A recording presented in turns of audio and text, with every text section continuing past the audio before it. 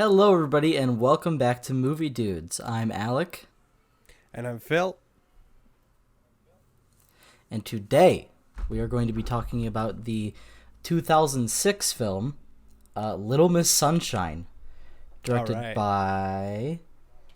right. by Jonathan Dayton and Valerie Faris, Hell yeah. and starring a pretty great cast with Greg Kinnear, Toni Collette, Steve Carell, Paul Dano, Abigail Breslin, and Alan Arkin. So, Little Miss Sunshine, just to give a little summary, is the story of a family, and more or less the family's little girl, Olive, as she is going to compete in the child pageant of Little Miss Sunshine in California, which causes the family to go on a pretty crazy, life-changing road trip. And we can get into, I guess, a more in-depth summary in a bit. But I wanted to know, since this was your first time seeing the movie, what did you think of it? I thought it was really good. I thought it was a very sweet movie. I thought it was funny. I thought the funny parts worked really well. I thought the more dramatic, sad parts worked really well as well. And so I'm basically going to repeat what I wrote in my Letterboxd review, which is that it's so nice to see all those characters non-verbally tell anyone they meet, go fuck yourself. Which I feel like is something that happens in a lot of moments in the movie. It's so great to watch. It was. Oh, it does, yeah. It was a great time. I really liked it. Yeah, it is very sweet. Mm-hmm. And it really, one of the things I love about it more than anything, I guess, would be the character writing, which is pretty exceptionally done. Yeah. Because it's pretty, I don't know, it's pretty just realistic, I guess. Yeah. Or like it feels like a real family, like a real dynamic. It does. Yeah. But I guess to get into a more in-depth summary of it before we go, crazy. Here is so the intro pretty much introduces us to each of the family members, and because the film centers around the family, but it introduces us to each of the members and kind of what their deal is. With some of them, we get like a lot of explanation. It's like, okay, definitely got that. But then there's some that we figured out a little bit more through the film. But first we see Olive watching a TV recording of the Miss America pageant, and pretty much mouthing the words along to it. And then we see the father, Richard, giving a motivational presentation to a very, very small room of people who are watching. Then we get introduced to the grandpa, played by Alan Arkin, as he pours out some heroin onto a little tray and snorts it up. So that's his deal, but we get a little bit more of why that's his deal in a bit. We get a shot of Paul Dano's character, Dwayne, which is the the big brother of the family, as he's working out and crosses a day off of a calendar. We don't really know what his deal is yet, but we find out he has taken a vow of silence until he reaches his goal of becoming an Air Force pilot. And then we see Toni Collette playing the mom, Cheryl, who is driving to the hospital to pick up her brother who recently attempted suicide. Her brother Frank, played by Steve Carell. And that's pretty much the intro, which I wrote down in my notes because I didn't think I appreciated it just as much as in the first time that I watched this movie, but the intro is just so good because it's like in 5 minutes we were already kind of like, oh, okay, this is I understand like 6 characters. Yeah, it's true. Yeah. But this opening scene moves into a pretty decently sized, maybe like 15-minute sequence of the family having dinner and talking, in which Frank reveals kind of like why he tried to kill himself, because Olive keeps asking. So he says, that he killed himself because he was very sad because the man he loved didn't love him back and fell in love with another man. And compounded of other stuff like him losing his job and that man getting like a genius grant, he decided to kill himself, but it didn't work. And as they're kind of talking about more stuff, the dad kind of reveals a little bit that there's a voicemail in the box about the Little Miss Sunshine competition, in which it's a voicemail from, I believe, the mom's sister, saying that that due to some kind of disqualification from one of the like regional competitions that Olive went to, the winner is no longer able to compete, which leaves Olive, who was the runner-up, in the winner's spot. So she is invited to the Little Miss Sunshine competition. So after some arguing and deliberation, the family decides to pile into their yellow Volkswagen bus and head out, mm-hmm. head out to California, where the competition takes place. And this is all in the first like 20 minutes, and I think it's again just such a great opening. Because it's just like, all right, we're already kind of in it, and it's not a very long movie. It's only 10 minutes above like an hour and 30. But it's, I think it uses all of its time like really well. Yeah.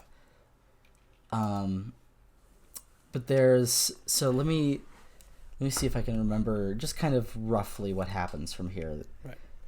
I kind of did that first bit from memory because I wrote a bit of it down. But if you've got anything to say, yeah, go right ahead. I feel like, the fact that the movie isn't that long is really something that works for it. I feel like if they had given the story to other directors or writers, they could have made something like 2.5, 3 hours long, and that would not have worked that well, because. I mean, I feel like there are a lot of very character-driven stories that are very long. For example, Drive My Car is a very character-driven story. It's 3 hours long, and I think it's not a bad thing. I think it uses its time well. I think it's 3 good hours. But in the case of Little Miss Sunshine, I feel like they also use their time very well. Just to remind people working in the industry that movies don't always have to be 2.5 hours long. They can be 90 minutes, and it's still great. Yeah, I really sometimes prefer it. Like when I am looking for movies just to kind of like put on for a while before I go to sleep, I will usually pick one that's like 90 minutes. Dude, it's like because it's like that's it's convenient. All right, so this is kind of a tangent, but like I really want to get into Edward Yang's movies, but they're all like 4 like he's 3 hours. What's the other one called? That's like 4 hours long. I forgot the name. Yeah, brighter summer days, 4 hours long. And it's like they all seem amazing, but they're so long. Those are movies that you gotta like commit a day to, and I have no trouble doing that sometimes. Oh, for sure. But like it does take a bit of like dedication, because it's like, all right, I'm gonna sit down, I'm gonna watch this whole movie, and it's like, okay.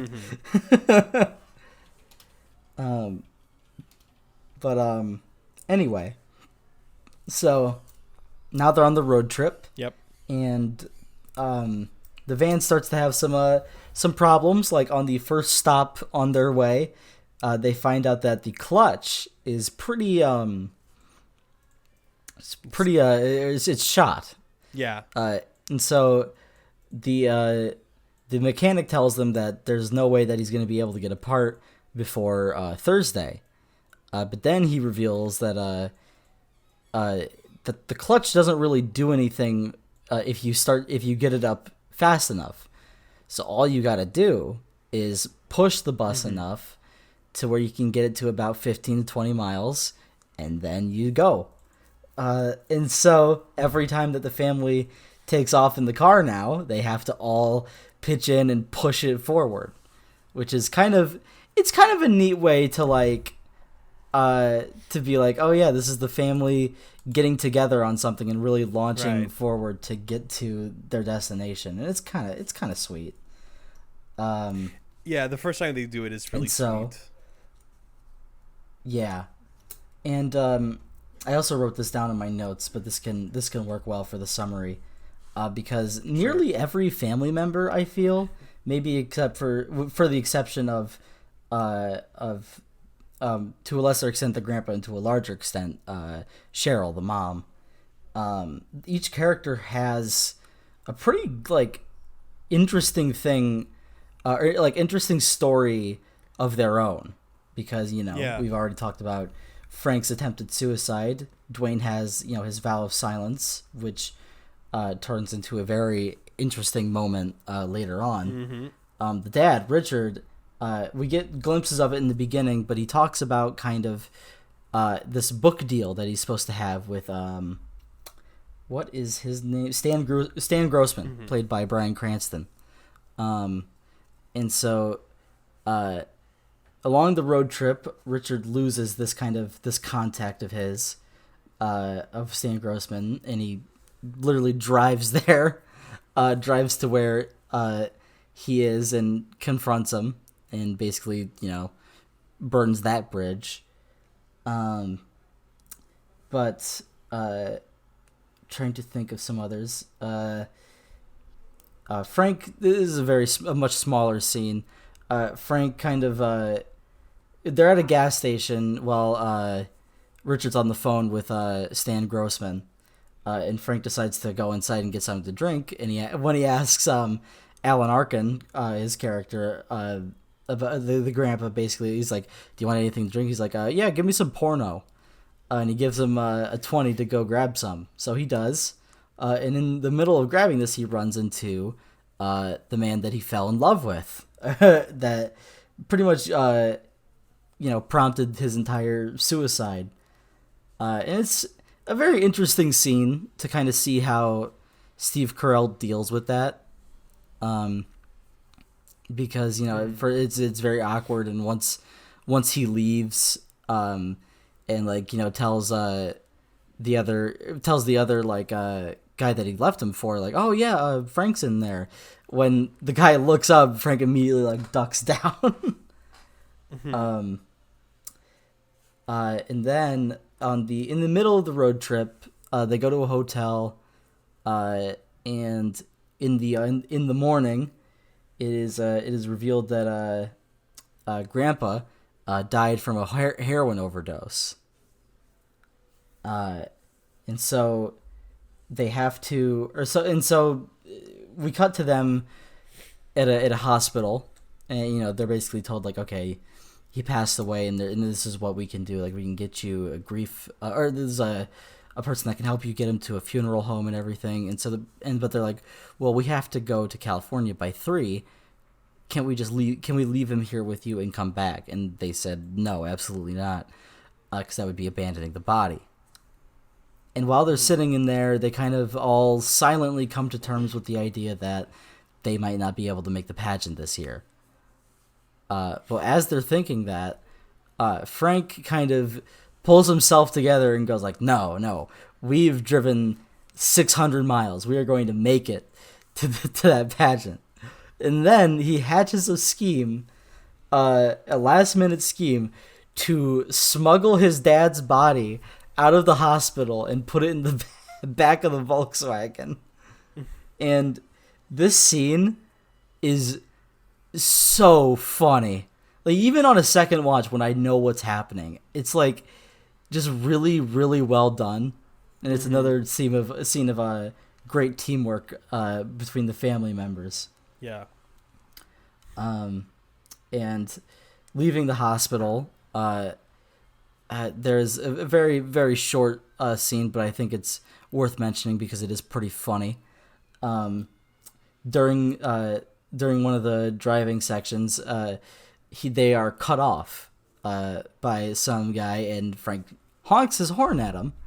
But as he lets go of the horn doesn't stop, and continues to honk in this awful, awful noise.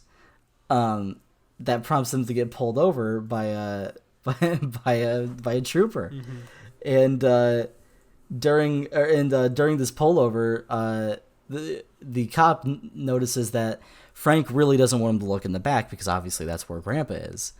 So the cop becomes suspicious and goes to the back, opens the trunk up, and as he opens it up, the porno magazines fall out and distract him from looking at the body.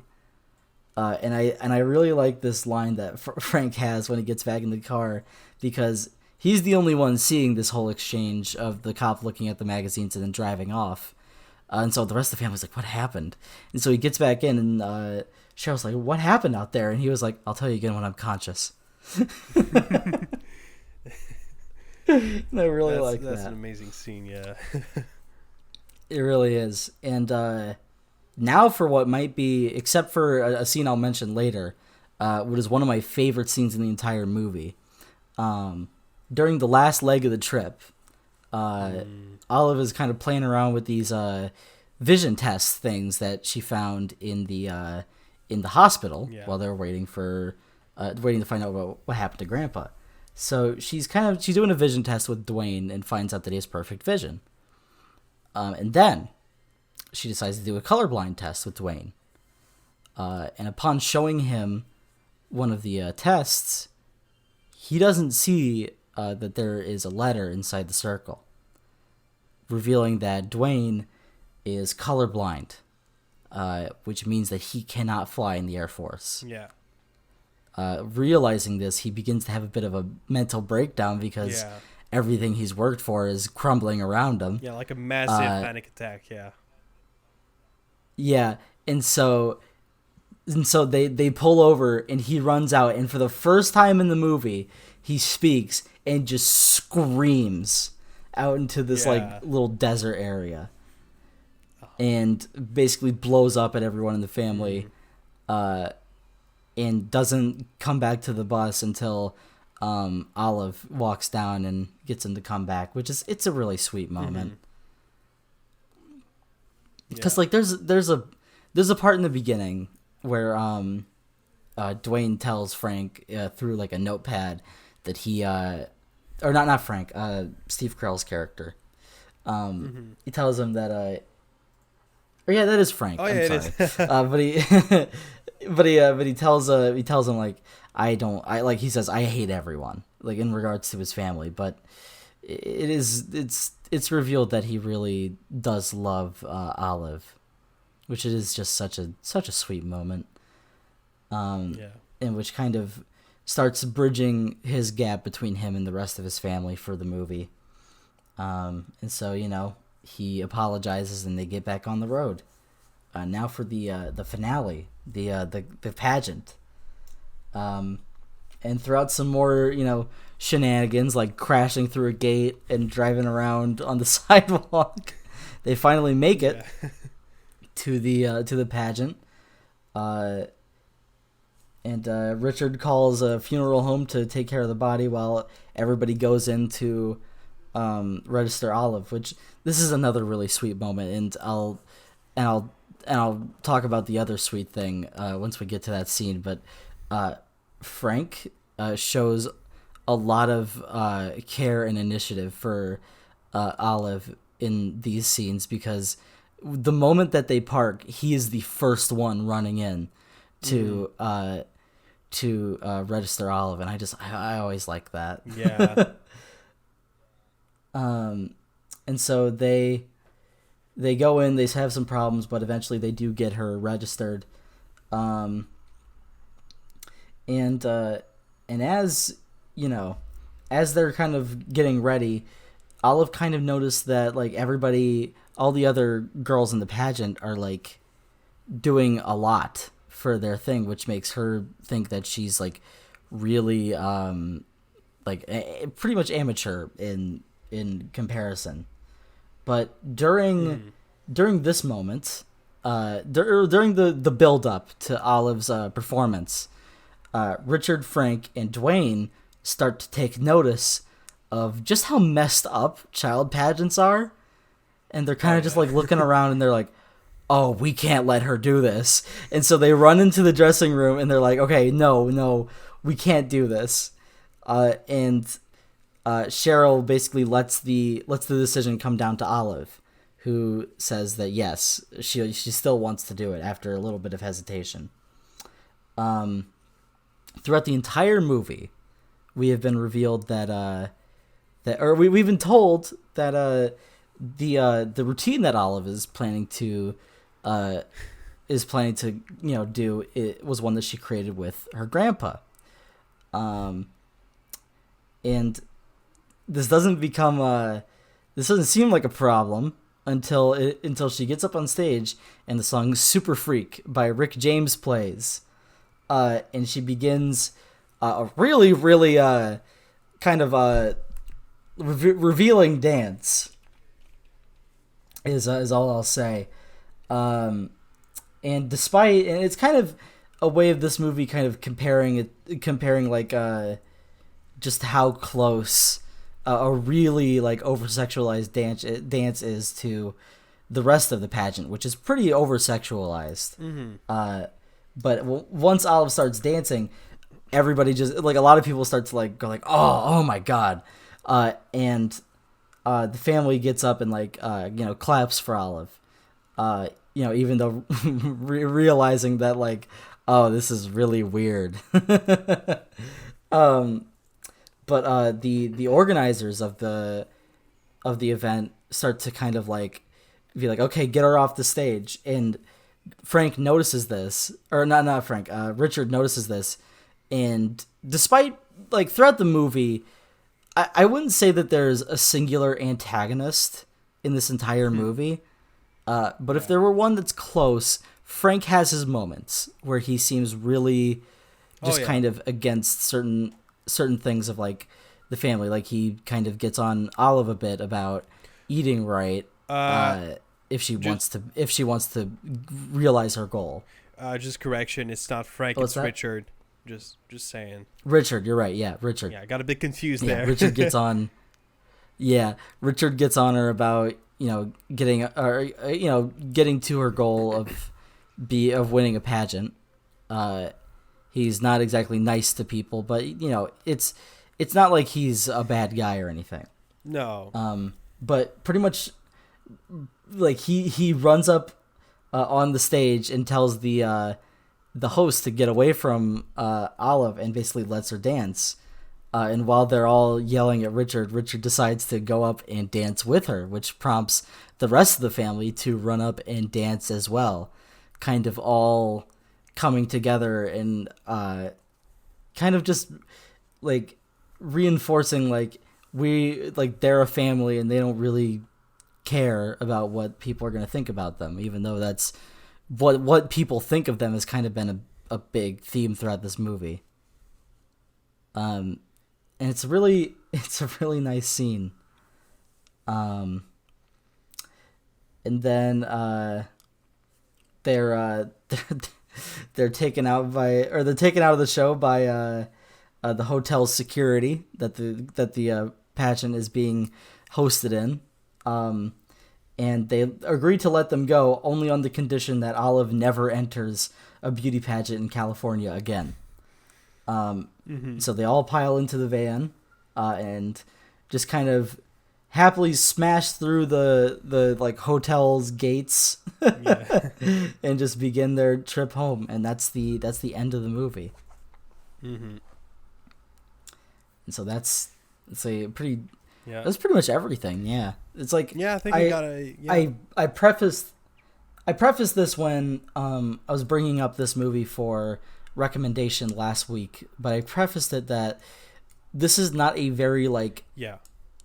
dense movie at all. Like you can like this movie is it's pretty straightforward in terms of like everything it has. Like it doesn't it's not like a lot of the other movies we talk about where like you have to dig a little bit deeper. It's just a nice movie, and it's nice to have those sometimes. Oh yeah, just a nice simple movie that just does everything it tries to do very well. Yes. But I would like to know some of your notes because I feel like I've been talking for too long. Sure.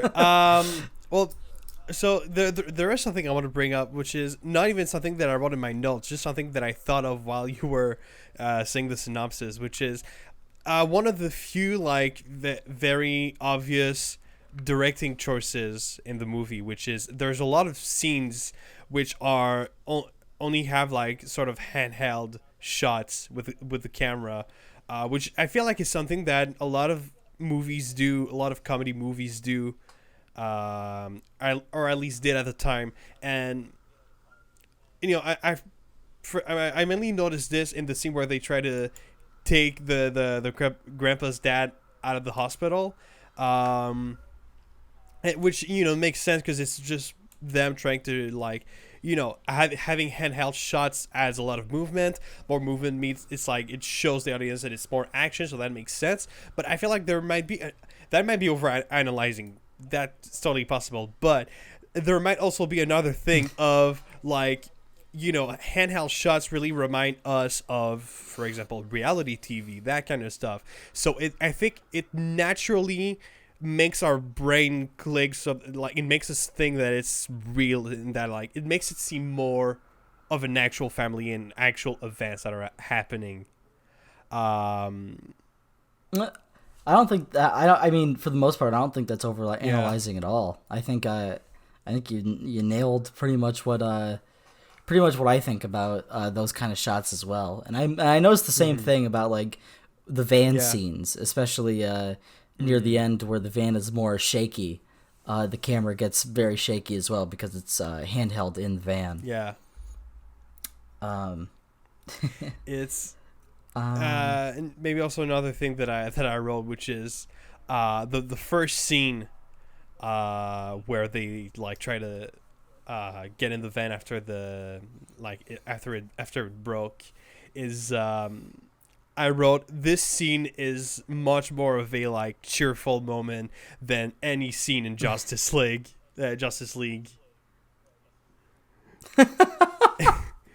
And I mean, on what brought Justice League to the mind? Oscars. The top 5 from the Oscars. Oh yeah. In my opinion, it's much more like cheers worthy. No, I understand now. That's funny. No, I remember like when I remember. No, should I remember? It was like 2 hours ago. But when I watched the movie, when the scene happened, it was like, "Yo, fuck yeah!" I don't know. There was something about it. I don't know why. 'Cause it's not even like. I don't. It's not even that big of a deal, I guess. Because it's like, of course, it's gonna work. But it's like, just in the way. I think it's more the fact that. You know, everything you've seen so far of the movie is just everyone like being sort of negative about what's going on, people complaining about the other person or complaining about, you know, stuff in general. And then this is the one time in the movie where you see everyone just getting together as a group and just doing something together. It's like the first it's like the first win of the movie that you see, if that makes sense. And it's like, yes! Fuck yeah. It is a really nice moment. Really good. It's probably it might be my second favorite scene of the movie, because the number one scene for me is Dwayne's breakdown, which is, I don't know if you want to get into that, but we can get into that. Dude, yeah. All right. Well, I was gonna bring up right. Just before we do that really quickly. Sure. I was gonna bring up like because you brought up just kind of the general negativity that everyone has throughout the first like act of the movie, and and it was something else I noticed that like, even though like, uh, you know, even though that there's some of them that don't really get along with each other that much, there are some just really, really just sweet moments between some of them, like between Alan Arkin's character and Richard.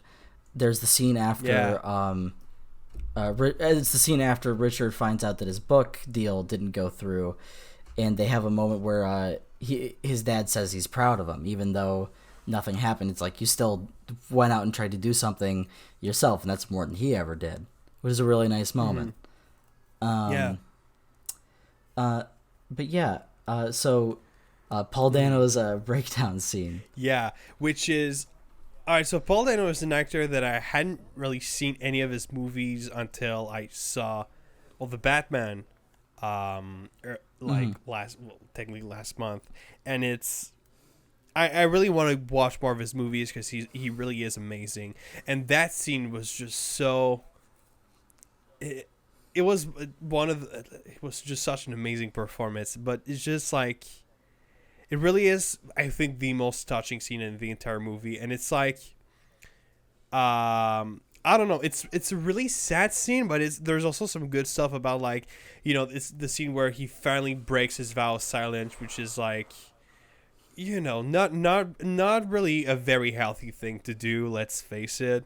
Yeah, it's not. And there's something so like. There's something I really like about his first words that he says in like 6 months, being like, "Fuck." There is something that's kind of funny.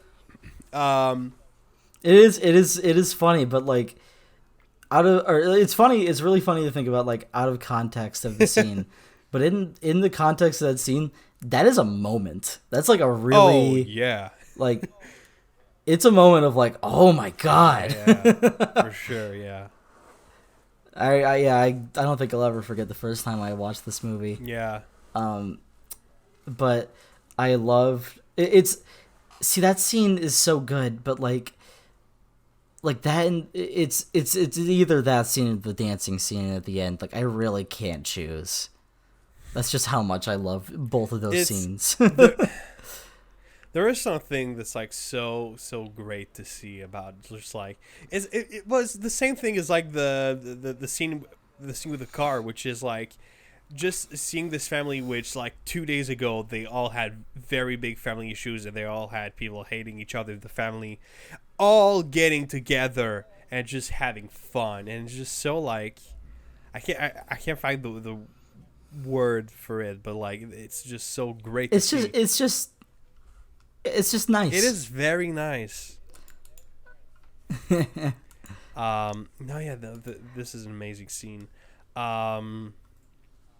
Something that I think is really very working for the movie, and that is, so this is the kind of movie that like it does not have one main character. It's like I made the comparison earlier to Drive My Car.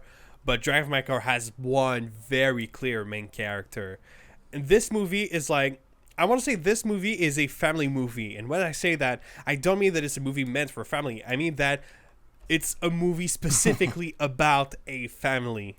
Like the one big character of the movie is the family in itself. And it's a family that's so interesting because it's like, it's a very... every member of the family has like...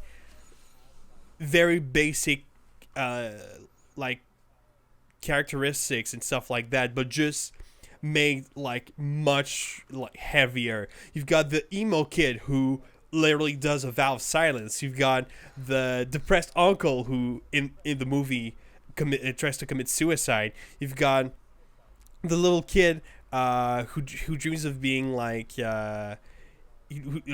doing like modeling and stuff like that, and who in the movie is doing a like beauty pageants and stuff like that. Those are all basic characteristics, but that are made so much more exaggerated, which makes it so much more interesting to see. And no, I really love those kinds of movies because I feel like sometimes it's nice to have a movie that focuses on like a large group of people I feel like it allows for a lot of very interesting characters. Mm-hmm. Yeah, I agree. I think it's just. Yeah, I really don't think there's a dull moment in this movie, and there's not even a dull performance. Like, even the side characters are just good. Yeah, Yeah. I really don't have much criticism for this movie. Yeah. And while I was watching it, I kind of realized, I was like, I think this might be one of my new favorites. Like, I kind of inducted this movie into my my top 50 list, which I've been trying to nail down as of recently. But it's in there now. That's a good one. Yeah. Yeah.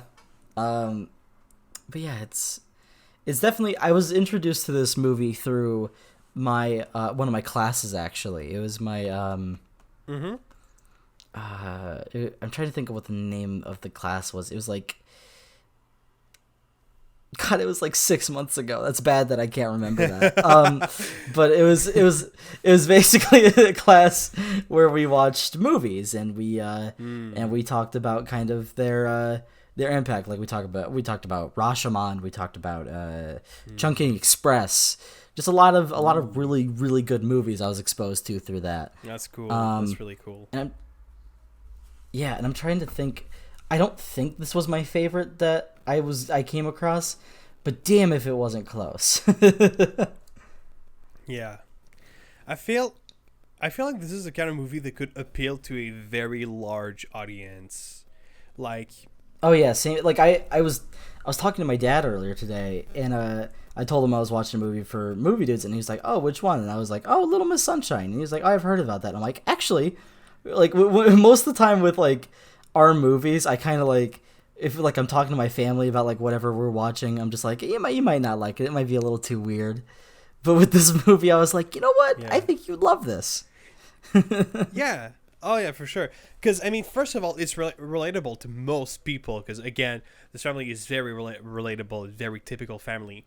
But it's also like, for a lot of, I'd say, like, Criterion movies, there's a lot of movies that we've talked about that, like, the Criterion fans and all of those kinds of cinephiles will be like, "Oh yeah, this is really good. Oh yeah, I love this film." Specifically said film instead of movie. And there's other movies like the Spider-Man trilogy, which some more I'm gonna call them more snubs will be like, superhero movies. I'm not gonna watch that. But then other people who don't like those Criterion movies will be like, yeah, this is fucking cool. Little Miss Sunshine, I feel like, is a very good middle where the Criterion snubs and the non-Criterion fans will be like, this is a very pleasant time. This is a very good movie. Yeah, I'm trying to think of like what movies we've covered that like aren't very like outsider at all. Like I think most people could probably get into. I mean, I think Spirited Away is pretty ubiquitous. Yeah. I think you could probably show that to most people and they'd like it. Yeah, unless they have like the whole animation sucks thing. But I mean, that too. What can like, you do about that?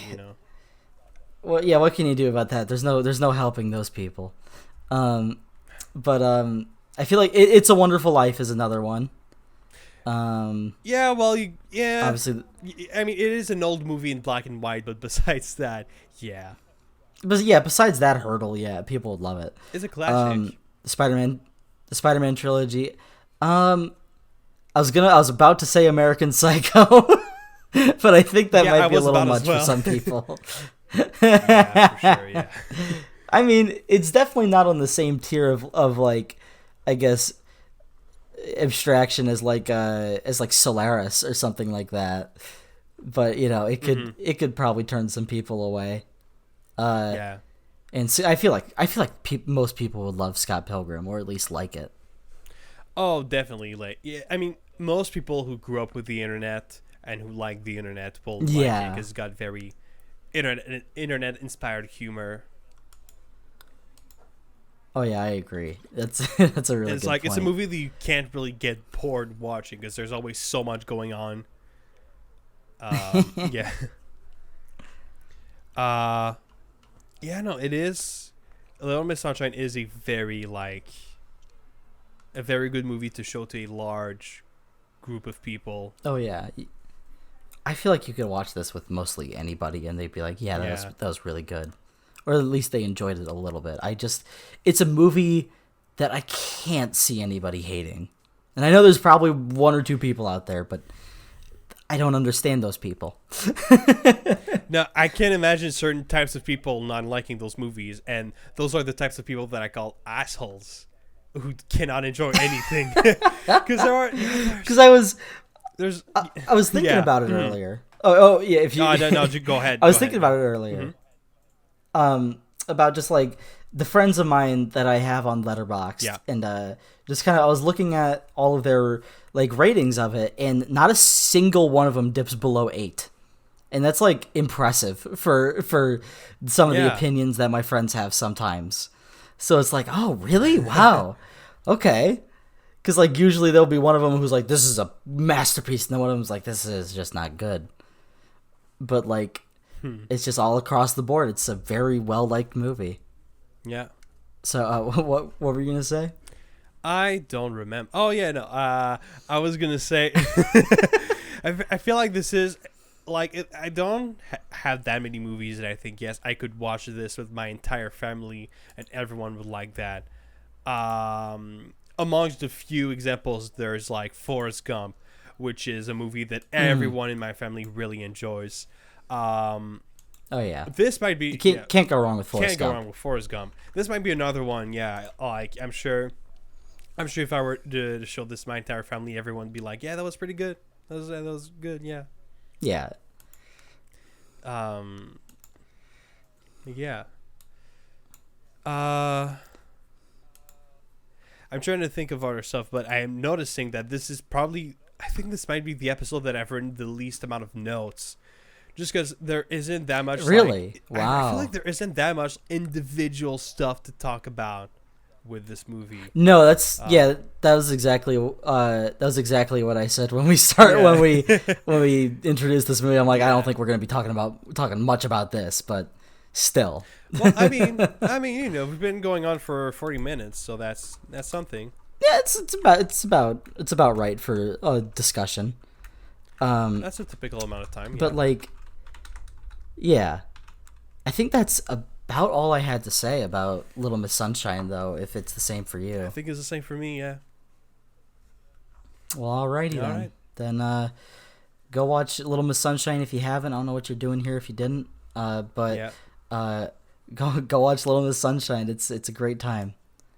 But I guess we'll move on to other other types of discussions. Mm-hmm. So, all right.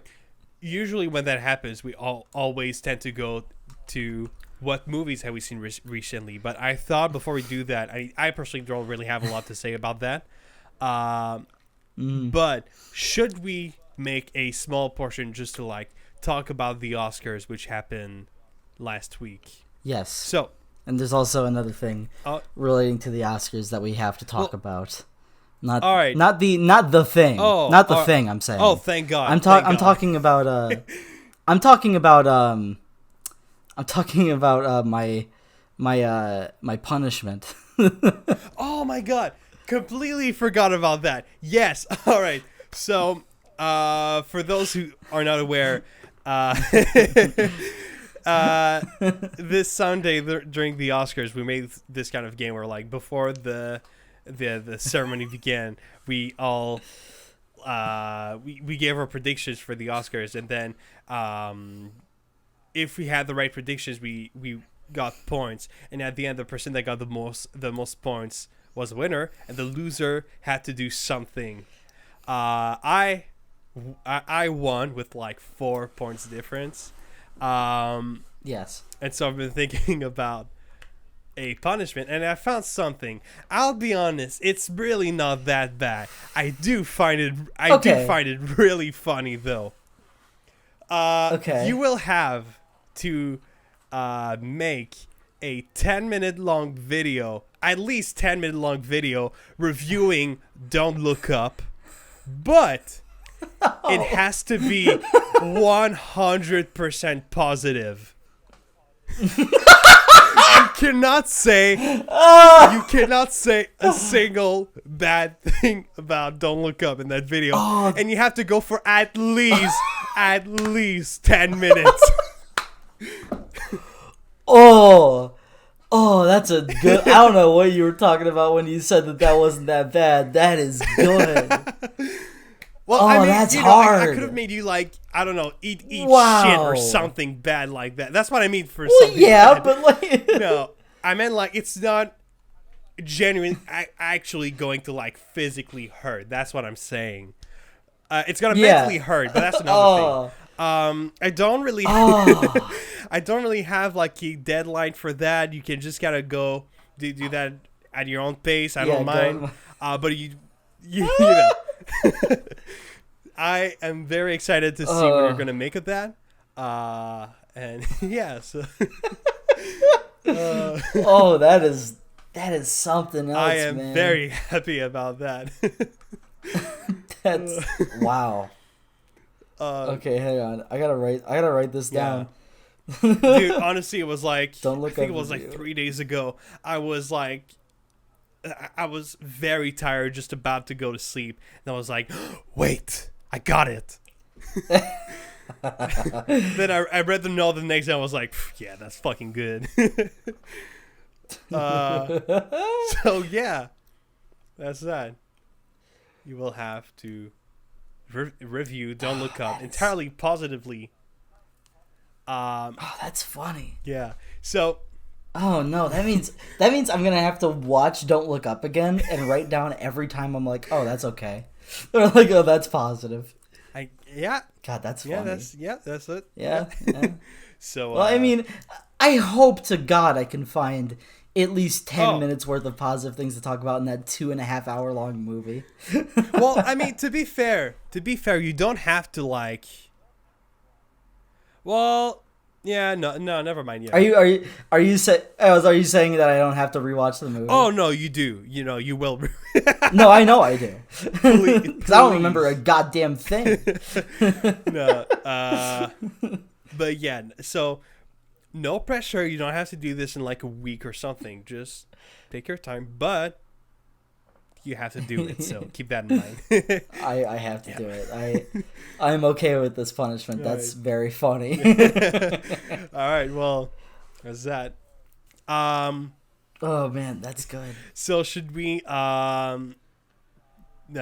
our opinions on certain? Just go back with the different winners, the different snubs from this year. Yeah, I mean, we kind of covered all the snubs, right? Or like, I guess of just like. I mean, the biggest ones in my eyes were obviously Kristen Stewart not getting Spencer. I'm not totally like I'm not against the Oscar win or the Best Picture win, but I'm also not like entirely for it because I haven't seen Coda. But I mean, other than that, I don't really have too many opinions this year because a lot of the wins that happened, I was very like, yeah, that makes sense. Like Encanto winning Best Animated Feature was not one I wanted to happen, but I knew it was going to. Yeah. So we will not go over the slap because like I'm so fucking tired of that. It got old so quick. Yeah, I mean, it got old, but I just think it's really funny. Like I've been laughing about it because I just yeah. It is funny, but like my Twitter timeline has been only that since the Oscars, and it's like, guys, we can talk about something else for a bit. You know, we can. Oh yeah, we can talk. If you want to see, if you want to see our reactions to it and like what we thought about it, you can either go to the VOD where I don't remember what time it was around, but it was around like 10:30, I think, where you can hear our reactions to it. And there's also just a clip that I made on my channel, or on my Twitch channel, that just says like Alec and Phil's reaction to Chris Rock getting slapped or something. That's pretty much all we gotta say about it. Yeah, pretty much. Well, I do want to talk a bit about Coda, because I have go right ahead. and I feel like Coda is a good movie. I'm gonna say that out loud. It's a good movie. I liked it. I had a good time watching it. I don't think it's worth Best Picture at all.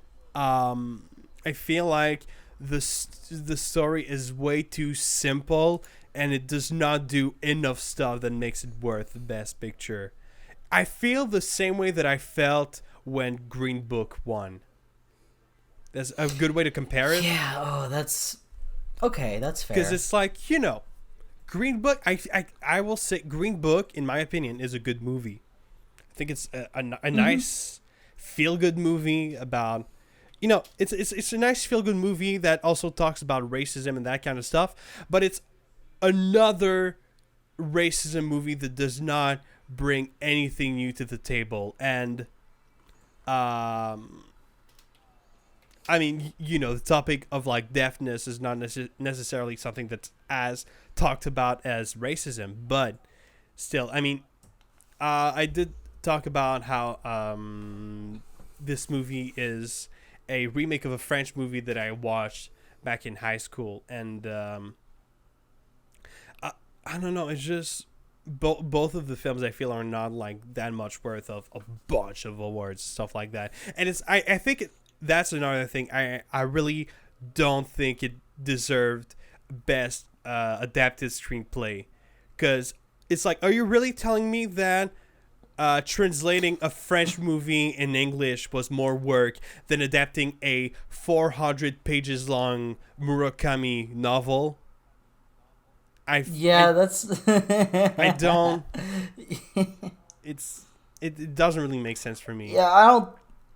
When you put it like that, it doesn't Yeah. make a whole lot of sense that it won Best Adapted when it's already been adapted. Like if it hadn't been before, that's a whole different thing.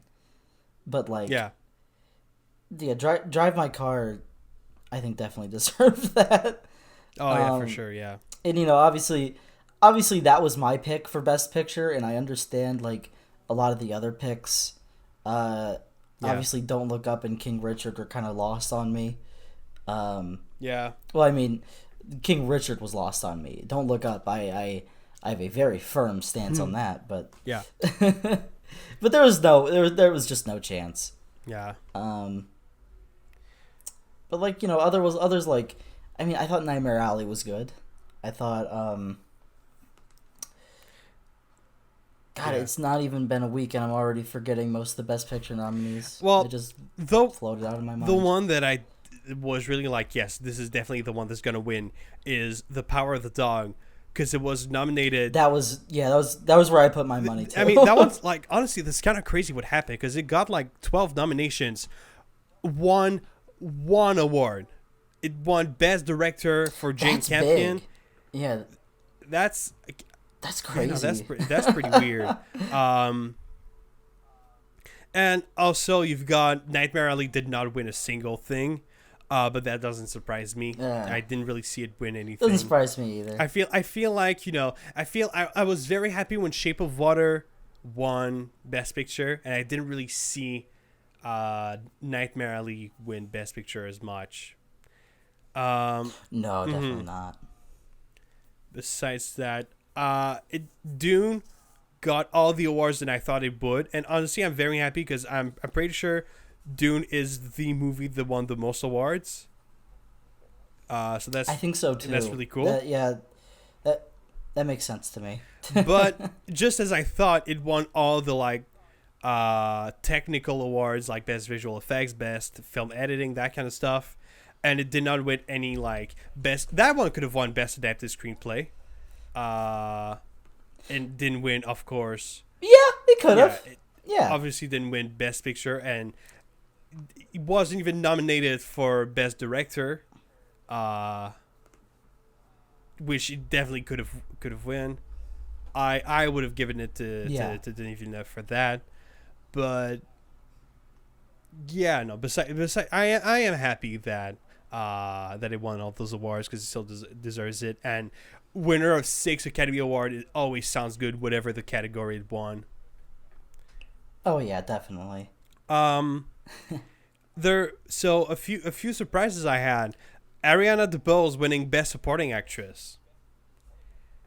Never saw that one coming.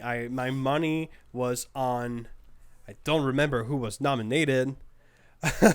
I think it was on Kirsten Dunst. I think, but then again, Power of the Dog didn't win shit, so that doesn't really surprise me either. But I did not see. I feel like I think it might be the fact that it was a musical. But then I looked it up. The original West Side Story won like 10 Oscars, and the character that Ariana DeBose is playing, the woman who was playing the same character back in 62, won the Oscar for that character as well. Really? Yeah. So I thought that was pretty cool, and I mean, to be fair, she did do a really good job. Is it? I don't know. I'm not really sure if it's necessarily the most like Oscar-worthy performance I've seen this year, but yeah, I'm definitely not angry about that. I just thought I'm gonna change subject really quick. A category that I'm not happy about is Best Original Screenplay. How the fuck did they give it to Belfast? Belfast, like nothing specific happens in Belfast. Like, it's just a kid's life, and it's like there's nothing really specifically good about the constructions of the scenes, about the dialogues, about anything regarding the script. There's nothing amazing going on. It's just so basic, and it's part of the reason why I found the movie so boring. So it's like, you're really gonna give the Oscar to that? I feel like I think this might be the award that I'm the most angry at. Which, I mean, angry is a big word, but that I'm the most disappointed at.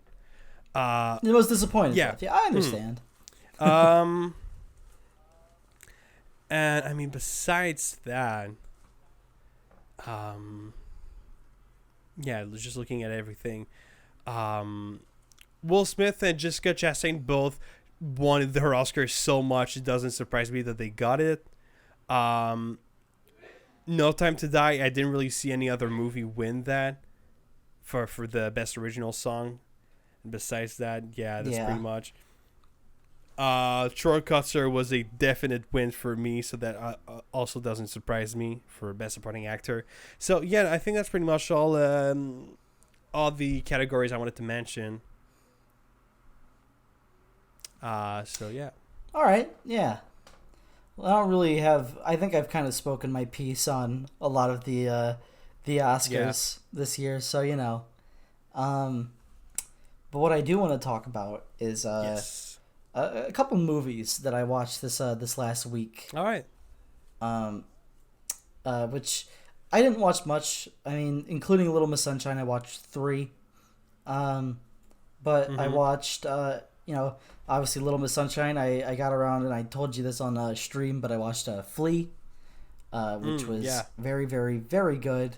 Had some really, really just breathtaking moments of song choice, which I didn't expect.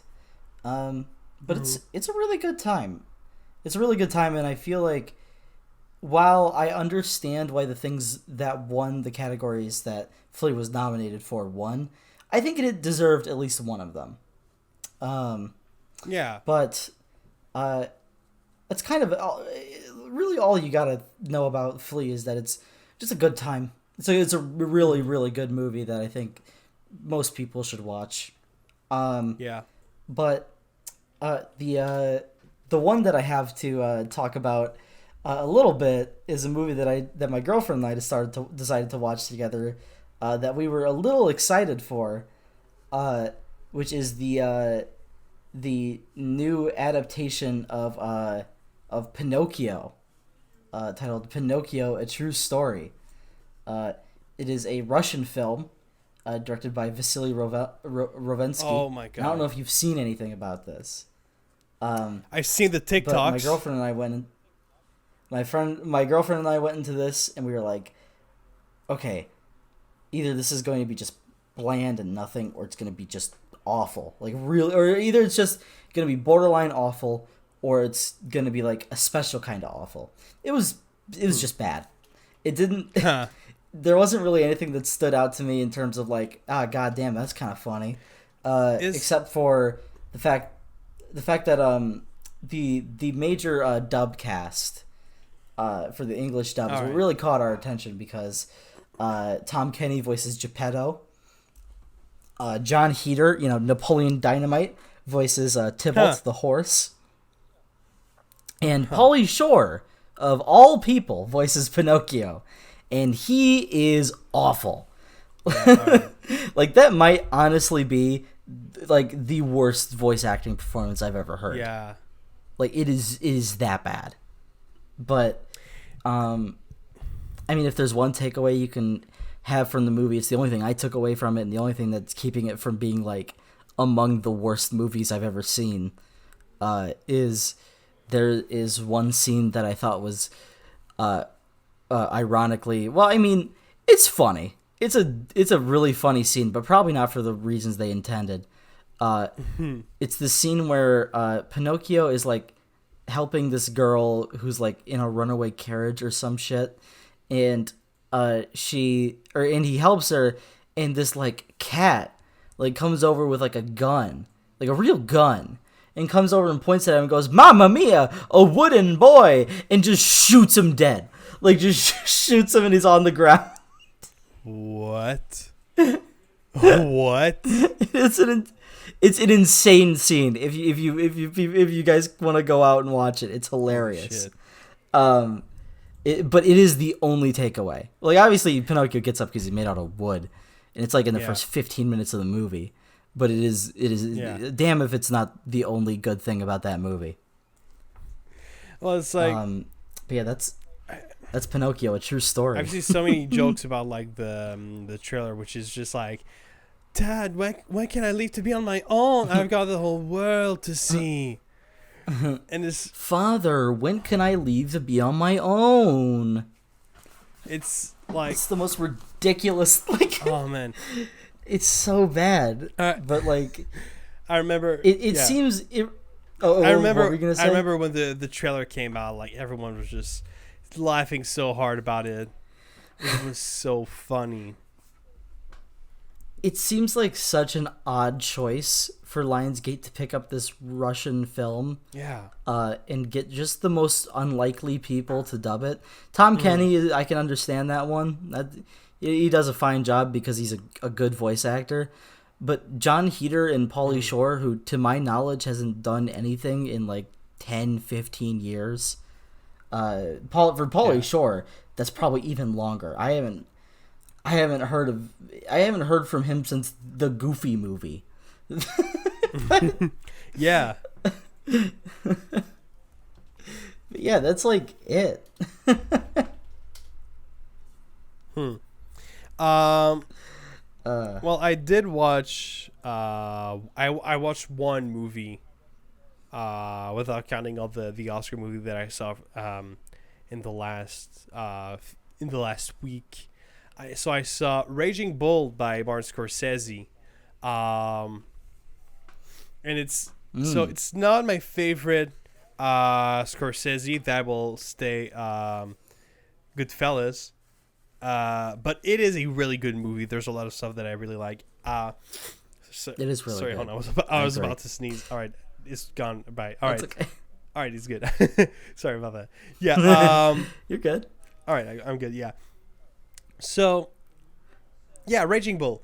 No, that was a really good movie. Honestly, I will say maybe my favorite performance from Robert De Niro, who was just really. I thought, like, have you seen Raging Bull? Yes, I have. All right. If I say the scene of the prison cell, do you know what I'm talking about? Vaguely. It has been about a year and a half since I watched that movie. All right. Well, I will say not this funny one. I will just say it is a crazy performance, and I've never seen De Niro play a character like that, and it was crazy to see. I honestly think Robert De Niro might be one of my favorite actors of all time. Like Oh yeah, he's incredible. he's really amazing. He's amazing, and it's a little bit of a shame that we're just entering like his twilight years of acting, but it is good to see him still out there doing stuff. Mm-hmm. Oh my God, that's the big thing in movies that I forgot to mention. Mm-hmm. Is Bruce Willis's retirement. Oh my God, yeah. Yeah. Which he's retired. He's retired due to a condition. I don't quite remember what its name was, but it's a brain condition that affects like understanding like words and understanding people speaking and being able to speak yourself. Like it affects speech. Yeah. And so, that basically means that he has trouble, like he has issues talking, but most importantly that he has issues remembering words and remembering stuff that he's being told. So remembering lines for movies is very difficult. Yeah, and it's really a shame. Yeah. And a part of me starts to think that like we've been taking Bruce Willis for granted. Yep. And a lot of people on Twitter, and this is the main thing that like was kind of throwing me about the whole situation, is that a lot of people were like, "Oh, you guys just made fun of all of his roles for like the last 10 years." And it's like, well, yeah, it's not like he was in good movies or anything. Yeah. And I don't really feel like that criticism wasn't warranted, but I do feel bad that we're not going to be able to see him anymore.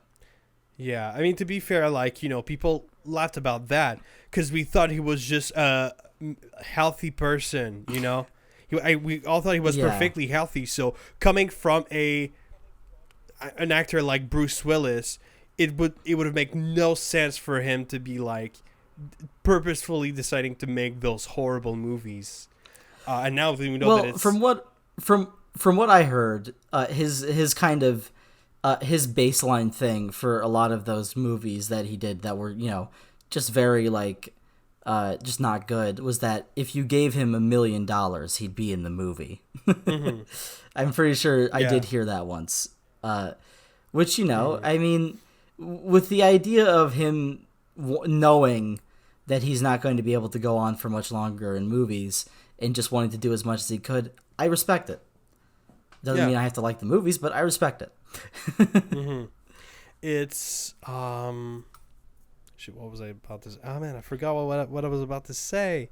But it really is a shame. And all right, never mind, I remember. So yeah, I read that this has been an issue for like longer than we'd expect. And like the first time it really started to show was back in like 2015 when he was in a play of Misery on Broadway, and he had an earpiece so that someone could tell him his lines. And that's pretty crazy. Like, it's been a while. It's been 7 years. Yeah. Good on him for soldiering through those 7 years, though. Oh my goodness! I am honestly, I will say, I am happy that he took the decision to retire, because that sounds like the healthy decision in his case. Oh yeah, Mm-hmm. I couldn't imagine. And I mean, he's had one hell of a career. Like, oh yeah, like with the M. Night Shyamalan movies he's done, which he's been in all 3 of his good movies. Pretty much, yeah. The Die Hard series when it was good, Pulp Fiction, and also when it was bad, but obviously, yeah. Pulp Fiction, and even Moonrise Kingdom, which I found him to be one of my favorite things about the movie during a rewatch I had of it this past year.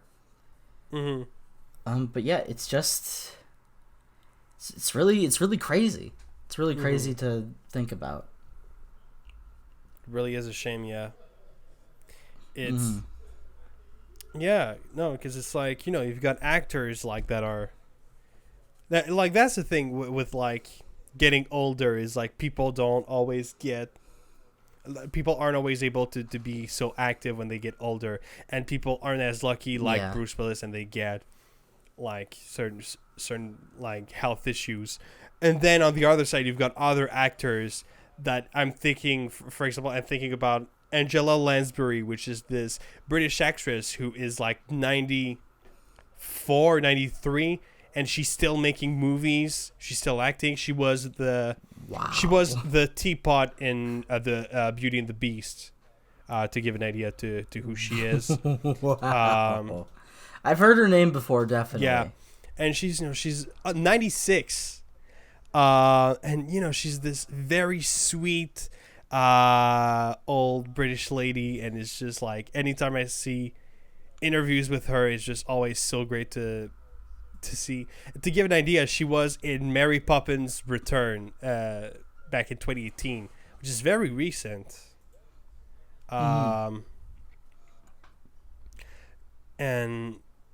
on the other side, you've got other actors like Bruce Willis, who unfortunately have to retire. But that's the thing I was thinking of. I feel like you don't see a lot of actors who decide to retire. I feel a lot of them just a lot of them just go until they die. Yeah, one of the only actors that I can think of that has retired and is just like currently just chilling for the rest of their life is Gene Hackman, who retired Yeah. a couple years ago. And I think he's just like chilling, living in Spain.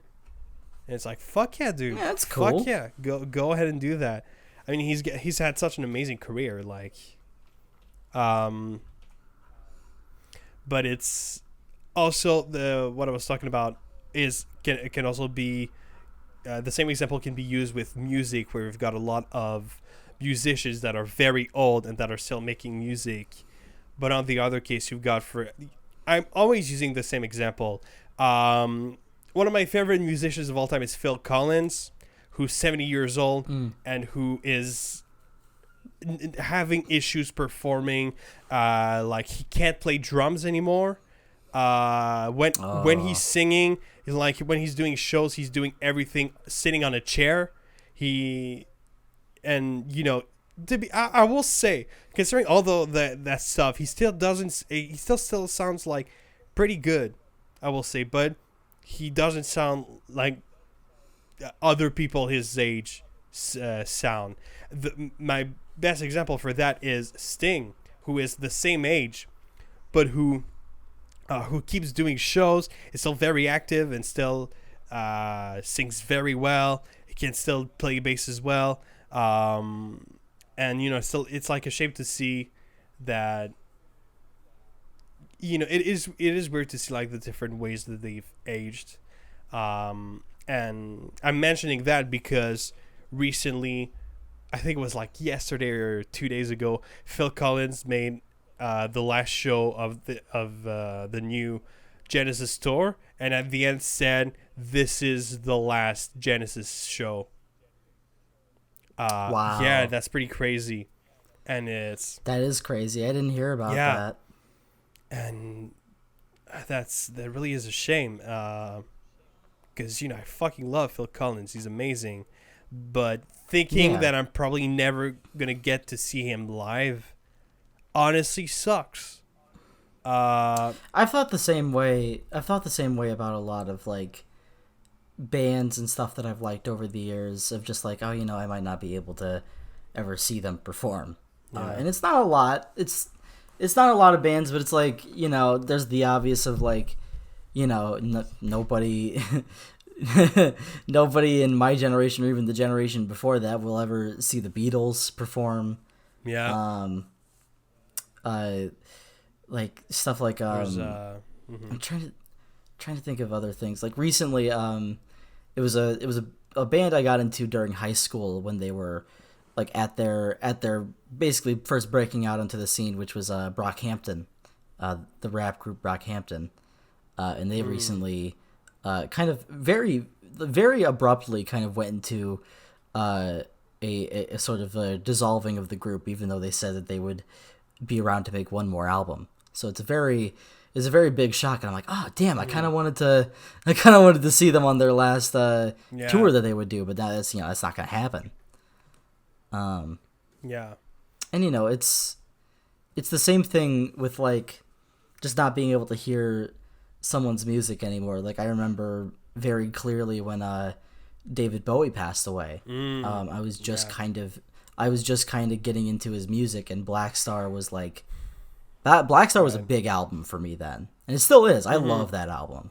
Like to death. Can I admit something that I'm kind of ashamed to say?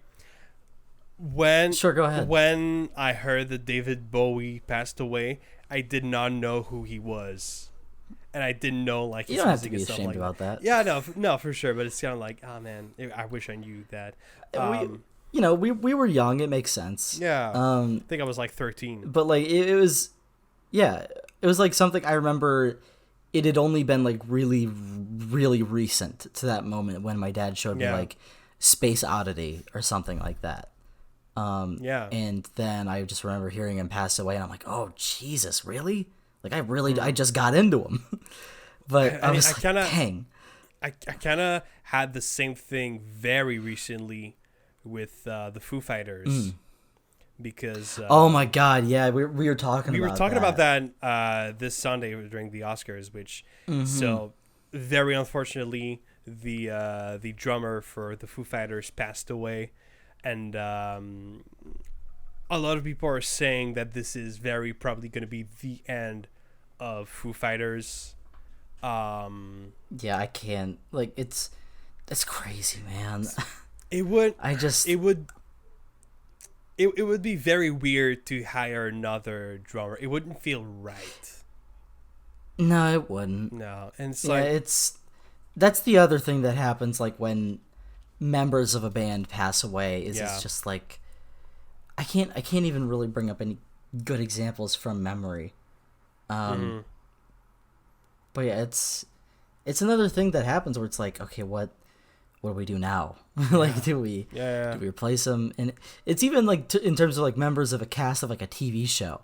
Like, I recently watched. I don't know if I talked about this maybe a little bit. I don't know if I mentioned it. I finished it, but I recently watched through all of Avatar: The Last Airbender for the first time. No way! Yeah, I did. Have you seen the show? Dude, I love Avatar. Yeah, I don't know if I guess that I never mentioned it. Show. I don't think you have. My girlfriend's a huge fan of the show, and nice. She showed it to me this past few months, and I really, really loved it. It's great. But the character of Uncle Iroh, his voice actor, passed away during the I believe just kind of the midpoint of book 2, and that's just like crazy to.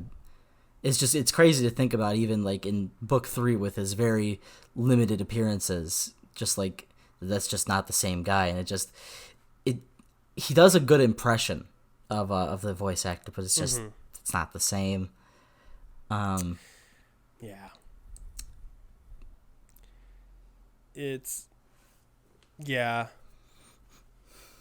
It really sucks, like for Foo Fighters.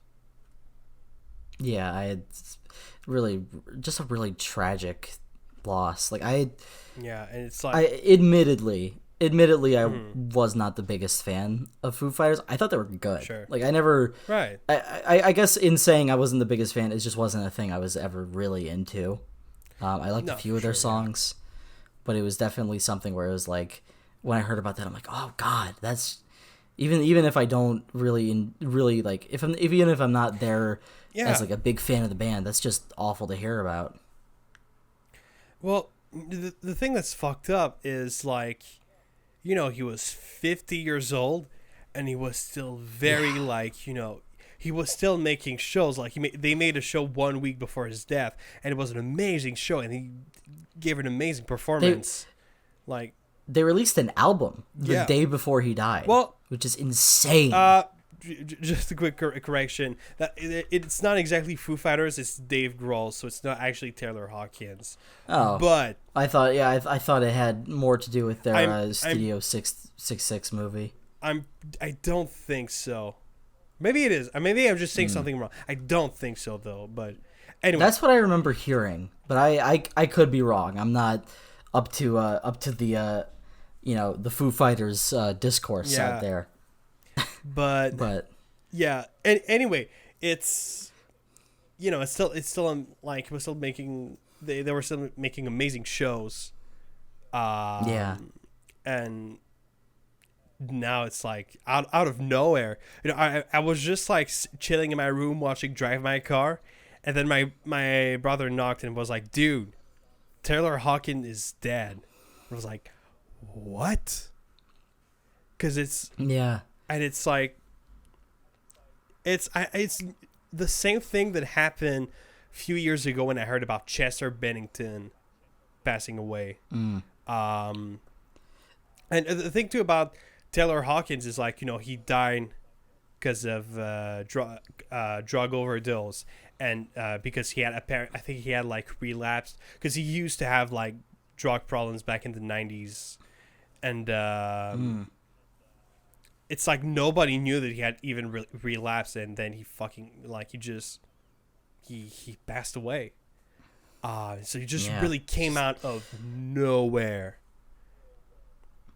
I remember the last time I had a big like reaction to something like that was when MF Doom passed away a couple years back. I just remember I was just kind of walking around my house. I don't even remember what I was getting ready to go do, but I was about to leave, and I just get a text on my phone that just says MF Doom's dead, and I was like, what?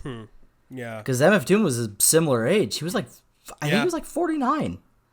Like wow, it's it's just these tragic losses that the just not even like the film industry and music industry just has every so often, that it's like, oh no, I wasn't even thinking about film or anything like that, but when Norm Macdonald got me bad. Like, I remember we talked about that too.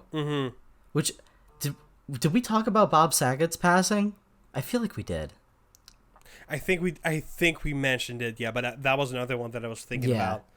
It really came, because that one got me, because like I remember like when I was a kid I used to watch Full House like all the time, but it's just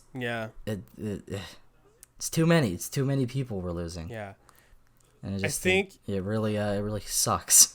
In the last couple of years, the celebrity death that really shocked me the most was Stan Lee, which is, that was like a different one, because with Taylor Hawkins and MF Doom and all those people, it's like they're young and healthy, it's not like it's surprising to see them pass away. Stan Lee was 95 years old, so it's like it's very normal to just to your body to just like it makes sense to just die at that point because it's just very old. But I remember exactly what happened where I was when I heard that he died. I was in Spanish class. I had a test or something, and I had finished the test, so I was just like going on my phone, and I was just chilling in the class, and then another kid just says out like, "Guys, Stanley died," and the teacher's like, "Shh," and not a lot of people are really reacting, but I was like, wait, hold on, what? I go on my phone, I look up Stanley, and Stanley passed away, aged 95, and I was like, what? And like for the following like few days, I was like, man, Stanley's dead. What the fuck? And then I think it was a few weeks later that Endgame came out, and there was his last cameo, which was very short for Endgame. It was like just a couple frames, but I saw him and it was like, he drives by in a car or whatever. I remember that. Yeah, just popped in on screen, and that was it. And I was like, fuck, man, that's the last one. Yeah.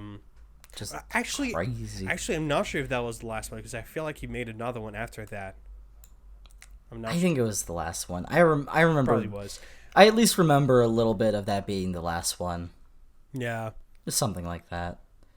but yeah, no, it really is weird to see. Like, celebrity deaths are weird. Mm-hmm. And it feels like in the past, like, I don't know why, it feels like since the pandemic started we've had like a bunch more celebrity deaths. Yeah. And like there was also earlier this year there was also Meatloaf, which Yeah. also was like a big shock. There was kind of similarly to Stanley, Betty White. Yeah, that was another one that was like, she was getting older, but it just, it Still sucked. still really, really shocked Yeah. a lot of people. Shocked me too. I remember I was in my living room with my mom, and I had just I think this was the week that I had COVID at the beginning of the year. And we were just talking because, well, she had COVID as well, so she came and visited me. But we were just talking, and then I just looked at my phone. I'm like, oh no, Betty White passed away, and she was immediately like, what? Yeah. Yeah, no, it's like it's because people had been making jokes about Betty White being immortal for many years because she'd like Yeah. it's like she'd already outlived every single actress in the Golden Girls for like a couple years. Yeah, and she was nearly 100. Like, that's Yeah, unheard of, right? That's was- like mostly unheard of right now. she was 3 weeks of being 100 years old, and so it's like I can't imagine. people were making all those jokes about her being immortal, and they were like, "Oh, she's never gonna die," and then she actually did, and then it's like, "Fuck." Okay, that actually happened. Is the same thing with Stanley also. People making jokes about him being like alive forever, and then he just passed away. Yeah. Um, Yes, celebrity deaths are. It's always a shock. Like, it never Yeah. it never really you're never like, oh yeah, you never expect it, I guess is a way to say it. But anyway, yeah. not to change the subject too abruptly, but I was gonna talk about I forgot to mention, just in terms of when we were talking about like stuff I've seen recently. I was gonna mention that I watched Avatar there. But the other show I started that my friend and I started watching together was Donald Glover's Atlanta. Which I'm about halfway through the first season, and I really, really like it. Like, it's a good time. I don't know why I expected this. Maybe it's because this is the way that a lot of shows are going nowadays. I expected every episode to be like, one of those like 40 to 50 minute kind of affairs. It's not. It's like 20, 30 minutes every episode. I like that. And that it's amazing. Yeah, it really is like such a great thing. Whenever I'm like, oh, I can just sit down and watch an episode of Atlanta because it's 30 minutes. It's I don't really know the show, but I like when TV shows try to do that. It'd be less like long. I feel like there's a lot of shows that I want to watch, but it's like, oh yeah, I want to watch Twin Peaks. Oh, the first episode is 90 minutes long. Yeah, I'll come back to that later. One day I'm gonna watch Twin Peaks. Oh yeah, that's the way I feel too. It's one day. One day I will. One day. I don't think I talked about that because I think I saw that show when we were it was during our unfortunate 1 month hiatus.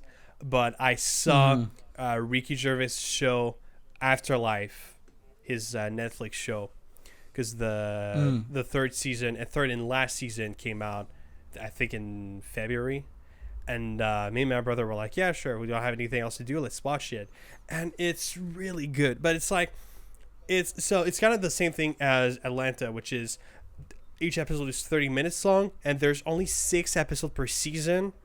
Oh wow! And it's 3 seasons, so it's like a 9-hour long show, and that's something that I think is really weird. Is I think every single Netflix produced show that I've seen, I've been binge watched. Like, I don't know what it is about those shows that's so easy. Like, there's Stranger Things. Yeah, that's the model or whatever. Like that's what they want you to do.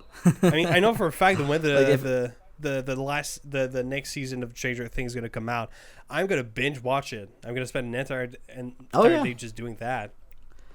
Yeah, I know for a fact that like I'm either gonna binge it in like a weekend, or like I'm just gonna watch it with my girlfriend and like watch one half another one weekend, then watch the other next. But that I've done a lot of the same with like Netflix shows, like when Squid Game came out. I remember all my a couple of my friends were going crazy about it. My girlfriend was going crazy about it. She's like, you gotta watch it. And I watched, I think, like 3 episodes, and it took me. I just remember I watched 3 episodes of it, and I was like, oh, this is great. I'm really liking this so far. But I'm not like clamoring to watch the rest. And then I don't remember what episode I got to, but I think it was the 4th one, and I'm just like, all right, time to watch this in 2 days. Yeah. But I feel like I've also had a couple of shows that I tried to watch, and then I watched like 1 episode, and I was like, yeah, I'm good. And one of those big shows is The Office. I feel the same way. I watched a little more than that. Like I watched I think 2.5 seasons, and I just felt the same way. All right. Yeah, no, I just can't get into it. I don't know why. I can't either. Maybe I should try. You're not alone. Maybe I should try the UK version. Maybe I'd like that more, but I don't know. Might be. Maybe. It might be. But yeah, there was The Office, Arrested Development as well. I tried to watch it. I wasn't that into it. I love Arrested Development. I mean, yeah, the first episode was good. That's a show that's a show that I'll always hold close to my heart. But that show, It's Always Sunny was a show I watched. I remember I took maybe a year of my life, and I watched the whole show. That's another show that I saw the first episode and was like, yeah, I'm good. Yeah, I gotta watch more. It's the first season. The first season is not a drag because there's still some really good moments, but it's not as good as the seasons with Danny DeVito, which is every one after it. Right. Yeah. Yeah. That's such an anime fan thing to say. Like, oh, dude, I saw the show gets better at episode 750. It's like, yeah, no, fuck you. I'm not gonna watch that. Well, that's how I felt about JoJo's Bizarre Adventure. Was I think the first season of JoJo is fine. Yeah. I like some of the moments, but I don't think it's insanely good. But everything after that's amazing. It's one of those moments where I'm like, you know what? I'm kind of glad I listened to those people. I'm glad I listened to the people who were just wait for it, because I remember I started watching the show in June of 2020 or 2019. Yeah. And I remember it took me 3 months to watch 20 episodes. And then when I got to the second season, which is part 3, so it's a little bit to explain, but whatever. So when I got to that, I watched, I think, maybe 120 episodes in 2 months. I really didn't stop. And I don't think I'll ever get to that level of binging ever again. Because it's not that it took a lot out of me, but I know myself, and that's just not gonna happen. So JoJo, I watched part 1 in one afternoon because it's very short. But I kind of forced myself to watch it because really wasn't that into it, but I heard everyone say like, yeah, it's not that amazing, but the other parts are better. I was like, yeah, sure, I'm gonna do that, and I thought it was fine, but I didn't think it was like amazing. And then I saw 2.5 or 3 episodes of part 2 and was like, you know what? I just don't feel like watching it, and I haven't seen a single episode in like 2 years. That is totally fair.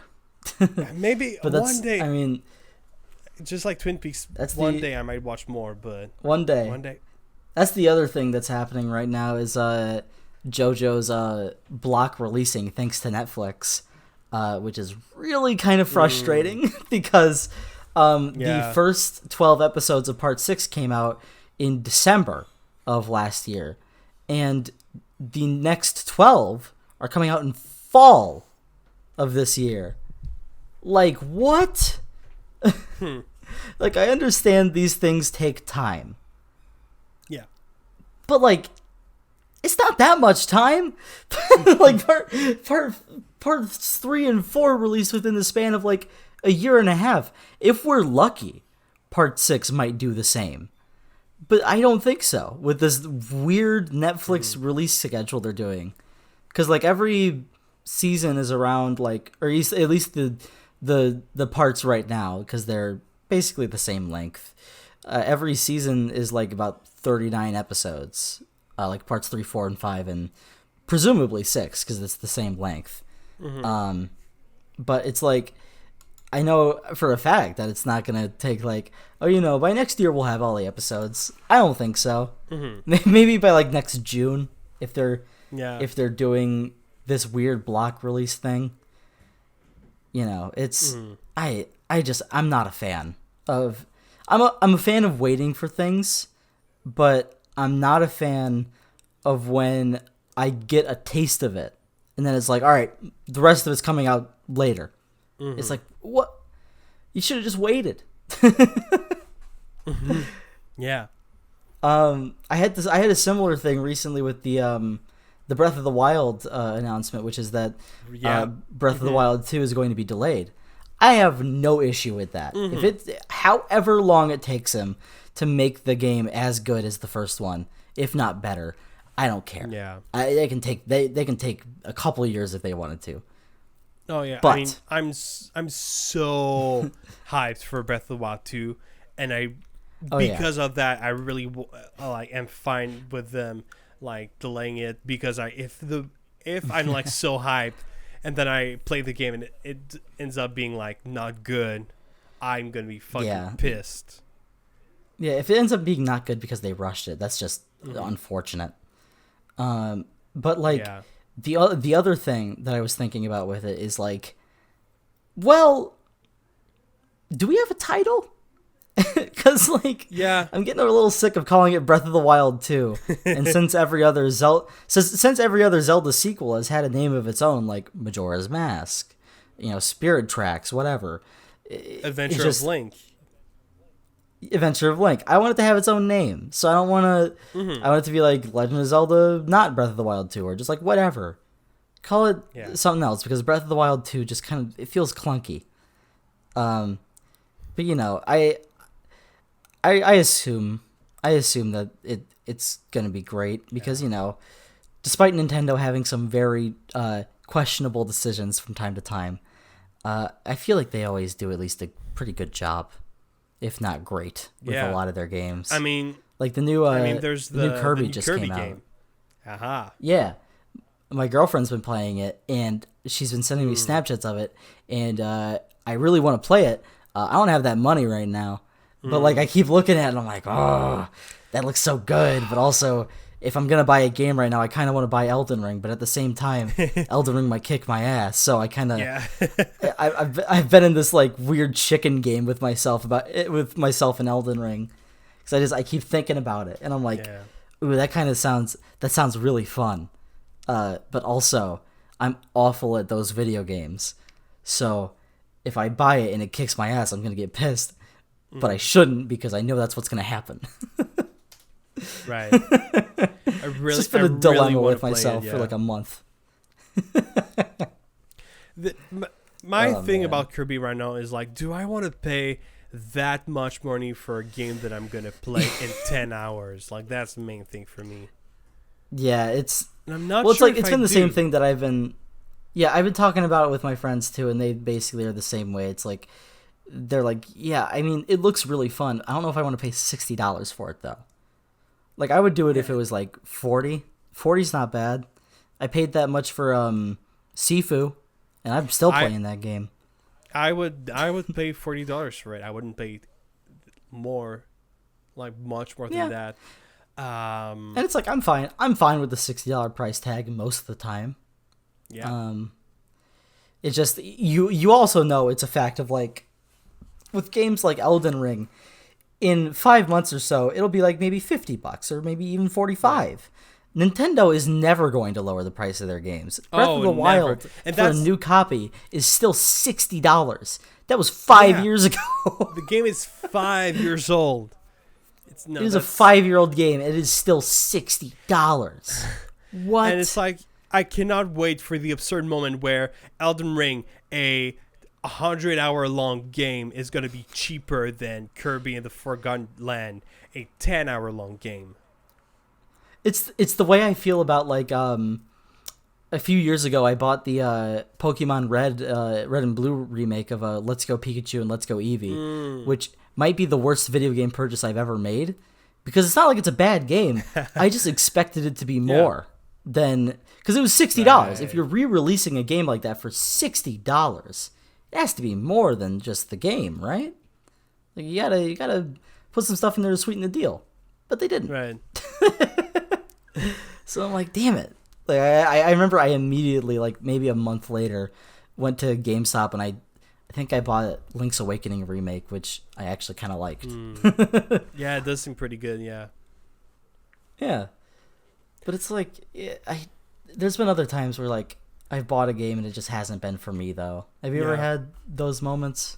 Most of the time when I try to play a game, that's what happens, actually. Yeah. Really? Wow. I'm really, like, I'm really careful with my video game purchases. I have, if it's over like $30, I'll be really careful. Yeah, I've got an issue with, like, playing games because, all right, it's this very complicated circle, which is I don't play a lot of games because I'm not good at games, and I keep dying, and I keep being stuck at the same place, and I don't like that. I don't have fun when that happens, so I just stop playing the game when it happens. But because of that, I don't end up playing a lot of games, so I don't end up getting better, so I keep getting stuck at the same fucking thing. But so it's like basically every year I'm going to have, like, that one game that I'm going to get into that I'm going to finish. I rarely finish games. That's really an issue that I have. I usually have, like, if it's a AAA release or something big like that, I'll usually have a couple.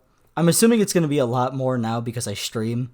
Like, yeah, with Five Nights at Freddy's Security Breach, I knew I was going to end up playing it one way or the other, but streaming it really gave me the drive to finish it in, like, a month.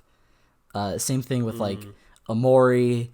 I've been playing Sifu on my off time, and I think that's probably, like, the best plus or like $30 plus game I've played in a while.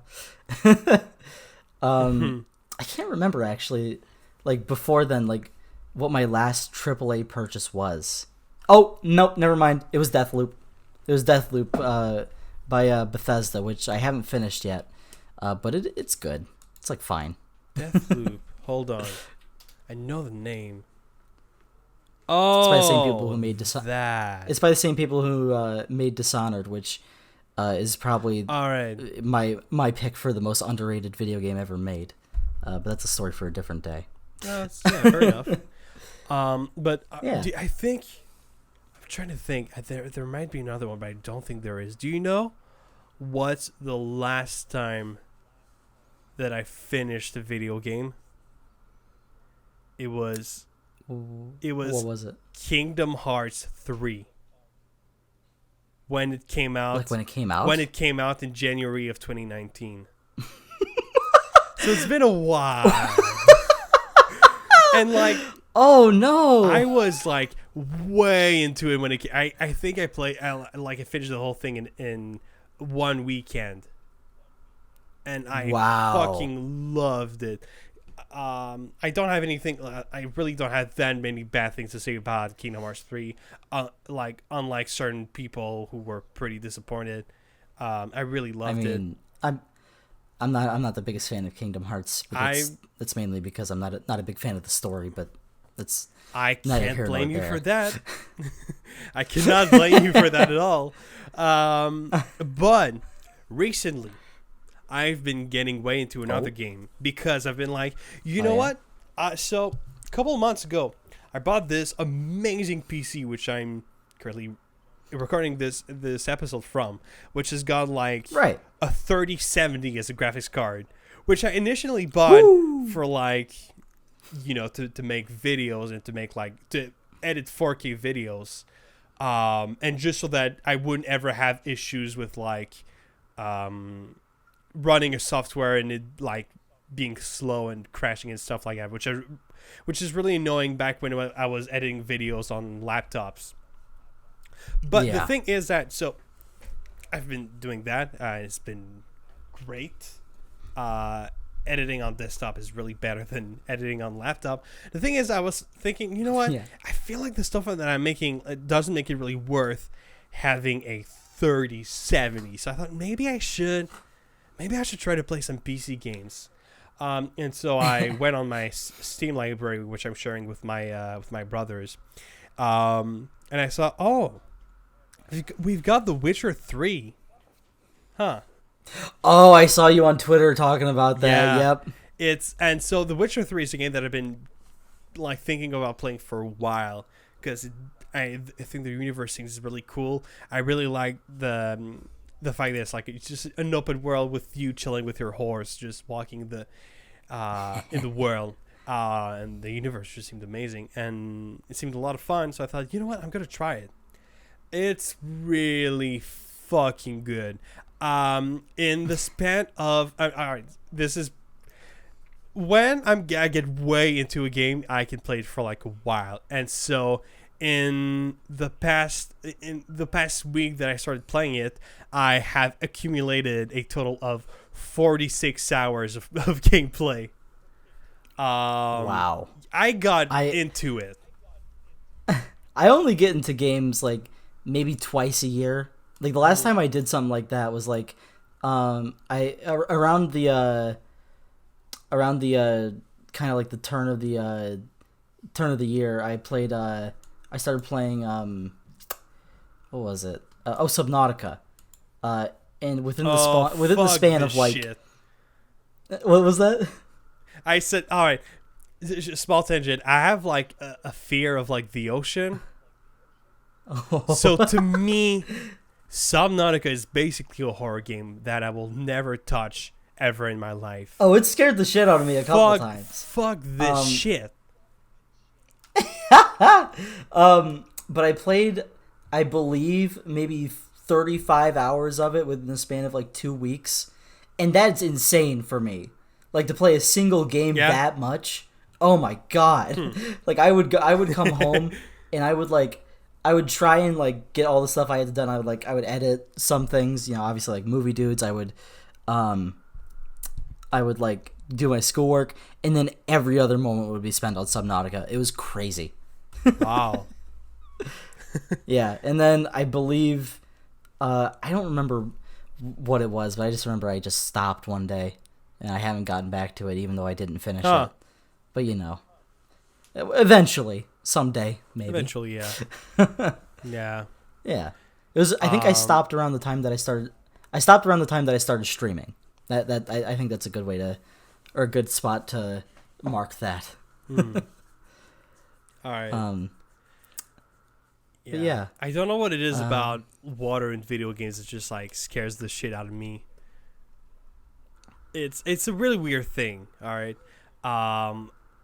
Because I mean, it's not only water in video games. Like the idea of like the deep sea and stuff like that just fucking scares me. The fact that we know more about space than the ocean is just like fuck this shit. No. And for example, I was playing The Witcher. I was doing a side quest where a lot of side quests in The Witcher 3 are just like, oh, there's the village which has a creature attacking it. You gotta find the beast. So the beast was in a cave. I went in the cave, and in order to go deeper in the cave, I had to go through water. I was like, oh, I don't like this. I stepped in the water. There was a weird sound, and then Gerald, the main character, says, woke up something. I was like, no. And then I just got out and I just skipped the quest entirely. I was like, fuck this shit. I'm not doing that. And it's like, dude, oh man, that's actually the reason why I stopped playing Shadow of Colossus. Really? Yeah, because there's one of them that's like in the water, and I just couldn't do it. Yeah, that one's crazy. That one's crazy. Oh my god, I love Shadow of the Colossus. Yeah. No, that's a really good game. But yeah, like, oh yeah, no, it's like I always when I play that game, I always feel like that moment of kind of fear and awe where I'm like, whoa, and then I immediately get into like, all right, let's get it. I love that game. I was literally thinking about that the other day because a friend of mine asked like what some of my favorite video game soundtracks were, and that's one of them. That's a because good one. the orchestral arrangements are incredible. I've rarely seen a game that made me feel like of scale. And it's like, obviously we got games like Breath of the Wild, which is like, oh, the world is huge, and then the first time you get into the world, you just see this huge landscape. And it's like the Lion King. It's like everything the light touches, you can go and visit, and it doesn't matter. But it's in terms of like scale of fighting an enemy or something. I've never had anything ever like Shadow of Colossus. It's actually insane. Yeah. It's one of those games where it's like, usually if you had an open world where there's honestly not much to like do in terms of like side quests or anything like that, like really the only like optional objectives you have in Shadow of the Colossus are like kill some of those lizards so you can up your vitality and grip meter or whatever. But other than that, you just explore. And if it were any other game, I would just be kind of like, oh, that's kind of boring.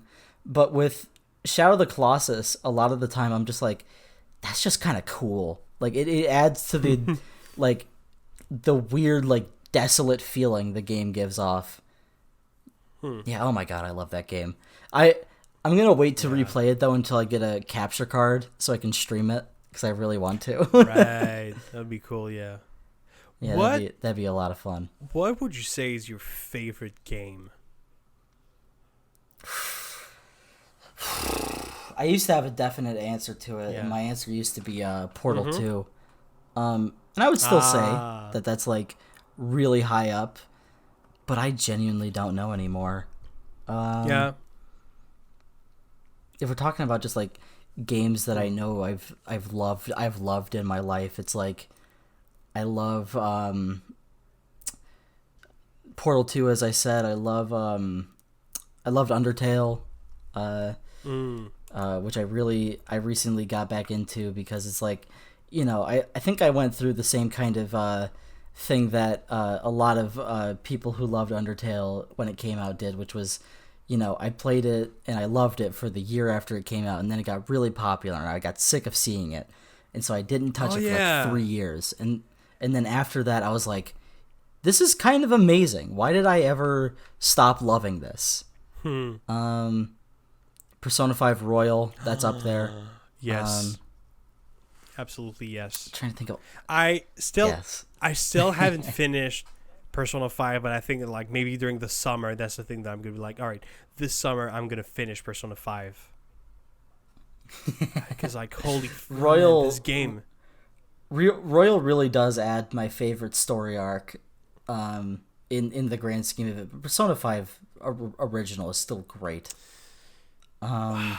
It's so good. I found this out about myself around the time that I got into Persona, which was if your movie or game has a good soundtrack, like a really really good soundtrack, chances are I'm gonna fall in love with it.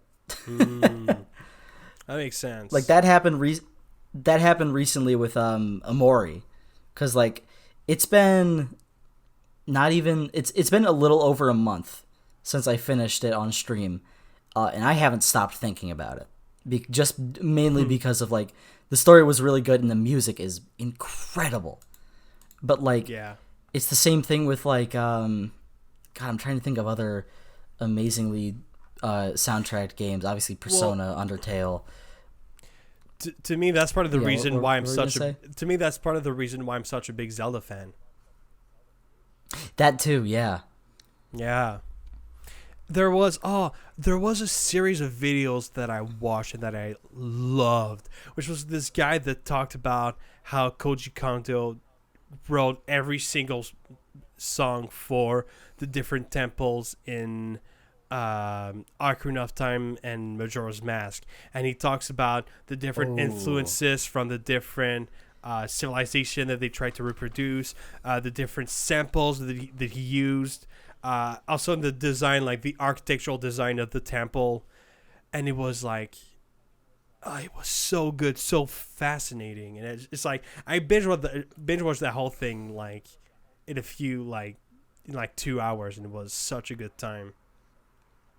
I'm gonna try and find that video series. I'm gonna try to find it. Interesting. I'm gonna find it. I'm gonna send it to you. Thank you. No problem. But yeah,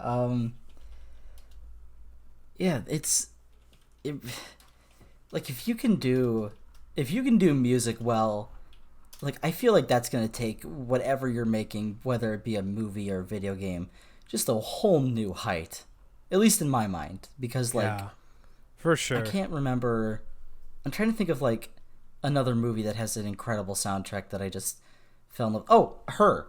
Like really, really recently, that was a movie where it's kind of the first time, not the first time, but one of the first times that like I've really loved something. I have loved the score of a movie like almost as equally as I love the movie itself. Like those. Amazing. I find that with like especially movies that I watched as a kid, that I feel very nostalgic about the music, and not necessarily like the score of the movie, but also songs that were used for the movie. Like very specific. I always feel a bit nostalgic when I hear "I Feel Good" by James Brown. Because it was the song used at the end of the Garfield movie. Exactly, the Garfield movie. Yes. I know exactly what you mean. My god, that's funny, dude. When you were talking, I'm like, there's no way he's gonna say Garfield movie. The Garfield movie. But also like any music in the Harry Potter movies, obviously, but the Spider-Man trilogy, which obviously we've talked about it, but anytime I hear like falling in love is wonderful to me, every time. I love that. So yeah, when you got a good soundtrack, you got it. You got it. Yeah. You got it on lock. It's like, but there are some examples of, for example, movies that don't really have a soundtrack and it really works well for them. Oh yeah. But I will say, last month I did watch a movie. It's called L'Argent, a French movie by Robert Bresson, who is the guy who made the movie A Man Escaped. And so basically, what was the movie? L'Argent, L apostrophe ARGENT, money. Okay, that's what it means. Money. And basically, that's like it's basically about a guy who uses a fake, he uses fake money to pay for something, and it escalates into like many different things and just goes horribly wrong, and ends up with like a guy going to jail. Kind of a weird story, and it's like the story in itself is really good. The movie is just so boring. and it doesn't have a soundtrack at all, and that definitely could have helped, I feel. But another thing too that I'd like to mention is like the acting is so bad. Really? It's the first time I've ever seen that in a Criterion movie. I cannot believe how bad the acting was. There wasn't a single good actor in that fucking movie. Everyone was just so unnatural and just so like stiff is a good way to say that. Unfortunate. No, really unfortunate. It was like it started like with the first character of the movie is like a teenager. I was like, oh, they hired like just a teenager who probably hasn't done a lot of stuff and not going to be a good actor. And then you see the other actors and they're still not good. And it's like, oh no. So that's just what the movie is. And it's a shame because like the story is really good and it could have been, I feel like it could have been a much better movie. Could have been amazing, but unfortunately there was the fact that it's very boring and the fact that the acting is terrible that made it like it's like a 3 out of 5. Oh, okay. Yeah.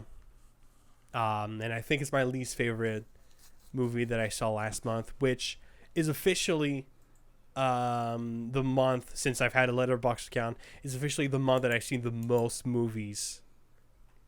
I'd have to assume so, man. Like, like you watched a lot. Yeah, with a grand total. I remember. Like, yeah. Oh yeah, how much? A grand total of 28, I think. Oh my goodness. Yeah. Yeah, I remember. I would go on there like once every couple of days, and I'd see a new movie. I was like, whoa. Yeah. Saw a bunch of shit. Yeah. It was great. Well, it's like I started the month watching like the Great Dictator by Charlie Chaplin just out of nowhere, just because I was like, yeah, I want to watch it. And then while I was watching it, I was like, you know what? I really want to watch movies. You know what? Tomorrow, I'm gonna do just that. I'm only gonna watch a shit ton of movies, and that's what I did. I basically only watched movies that day. Wow. I saw 5 movies, and most of them were like over.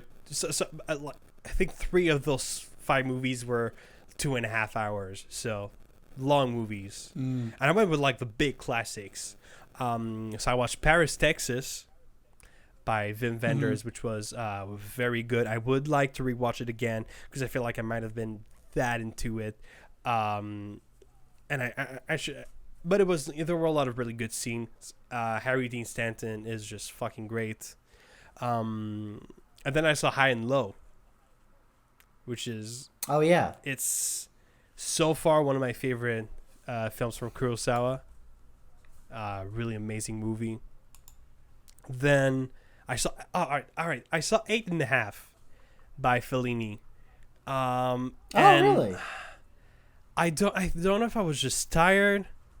or if I don't know what it is. I just could not get into it.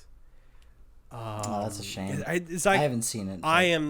It's like the kind of stuff. I really didn't have that much of a good time watching it, but I know that it's my fault. Have you ever had that? Because I feel like I have. I was literally sure. just thinking like, okay, what have I had that's like that? Because I know it's happened. Like I had to. I know I've had the same thing with 2001. But I mean, oh yeah, you've told me about that. I mean, to be fair, I was also 14 years old, so I'm gonna, I'm sure if I'm gonna watch it in a couple of years, I'm gonna like, holy shit, this is amazing. But yeah, so I'm gonna have to watch it again, one day again. Then I saw Bicycle Thieves, because that was a movie that I was supposed to watch, like last year for a class, and I was just like, no, I just didn't feel like watching it. I think it was a class on like history of cinema, and we were talking about Italian neo-realism, so of course we were talking about that, and so I thought, you know what, I should watch it, and you know what, it's really good. it put me in one hell of a bad mood because like wow, that is a depressing movie. That is I think yeah. I found mine. Oh yeah. I found my yeah. Mm-hmm. And that I think has to be Wong Kar-wai's In the Mood for Love. Because while I liked it, I remember while I was watching it, I was like, man, I could be liking this more. Yeah. Oh yeah. No, I definitely it was the get same that. thing. Mm-hmm. It was the same thing with like with Happy Together and Days of Being Wild. Right. Because it's like I remember I think I was past I'd gotten past Days of Being Wild, and I was like shit, I might not be into Wong Kar-wai. And I was like getting really worried. Oh. And then I watched Chungking Express. I was like, oh, never mind. Yeah. Oh yeah, no, for sure. But yeah, so Bicycle Thieves was really good. But then I watched the last movie, which ended up being my favorite of the bunch.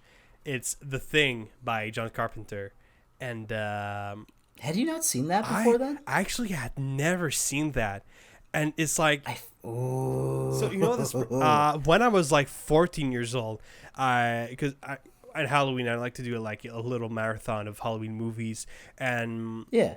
back then there was still a video club near my house, so I was like, yeah, I'm gonna rent a few movies there, it's gonna be good. And so one of those movies was The Thing, but then I realized that I had accidentally bought the 2011 remake. Oh yeah, you did tell me about that. I think yeah, I might have told yeah. But so yeah, Yeah. so I didn't watch it.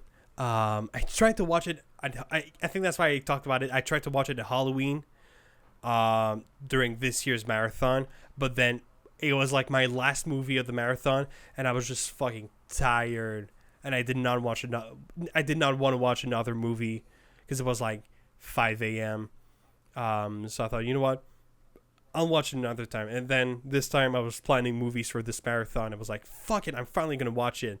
Plus I even had the Blu-ray. I had everything prepared for it. It's fucking good. It's really, really good. I really liked it. And it's like, you know, I always knew that this film had everything for me to like it. And Yeah. for some reason, I just had never seen it. But man, that was good. Yeah. I'm not gonna go over every single movie that I've seen because again, it's a lot. Just to go over a few. I also saw Brazil, which I'll be honest is not my favorite from Terry Gilliam. I prefer Fear and Loathing in Las Vegas, and I think I also prefer The Fisher King. But I mean, obviously, it was still good. Yeah, I'd probably prefer Fear and Loathing as well, because that's that's one of my favorite movies of all time. But yeah, I really like it. So it's yeah. like, I understand that. Then I saw Sanjuro, which I think I mentioned. I think I mentioned it, and I said that I prefer it over Yojimbo. Then I was browsing through the Criterion channel, and I was like, what kind of Korean movies do they have? And I saw that they had one Bong Joon-ho movie, and it's a short film that he made back in 2006, 2004, called Influenza.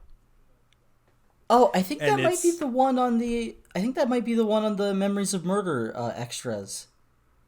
Maybe. I just remember there. I remember there was a Bong Joon-ho short film in the supplements for Memories of Murder. That's entirely possible. And so I read the synopsis and I thought it sounded amazing because the concept is basically it's a movie about someone like going to crime, like starting to do crime, but the entire story is told through CCTV footage. Ooh. Okay. And so I was like, man, that sounds amazing. So I watched it, and it's my least favorite thing I've seen from Bong Joon-ho, I'd say.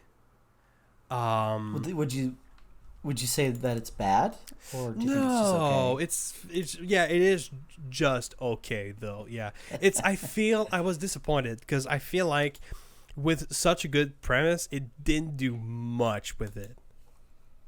I felt like it didn't do that much. I thought that was kind of a shame. There were some good scenes. The last scene of the movie was actually pretty good. Like with the surprising amount of tension from a CCTV footage.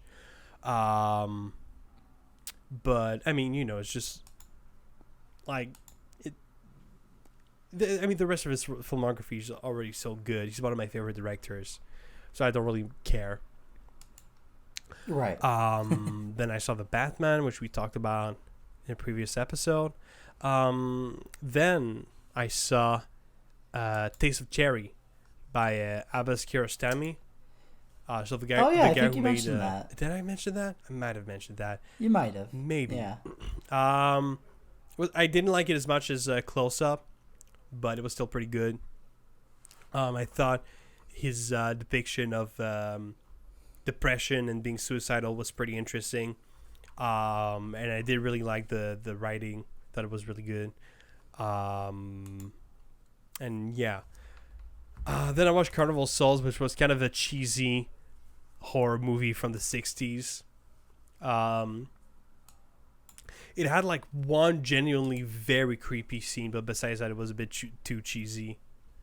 That was kind of a shame. And besides that, it's my... Oh no, I did watch Wild Strawberries by Ingmar Bergman, which I think it's one of my favorite. I think it might be my new favorite from Ingmar Bergman.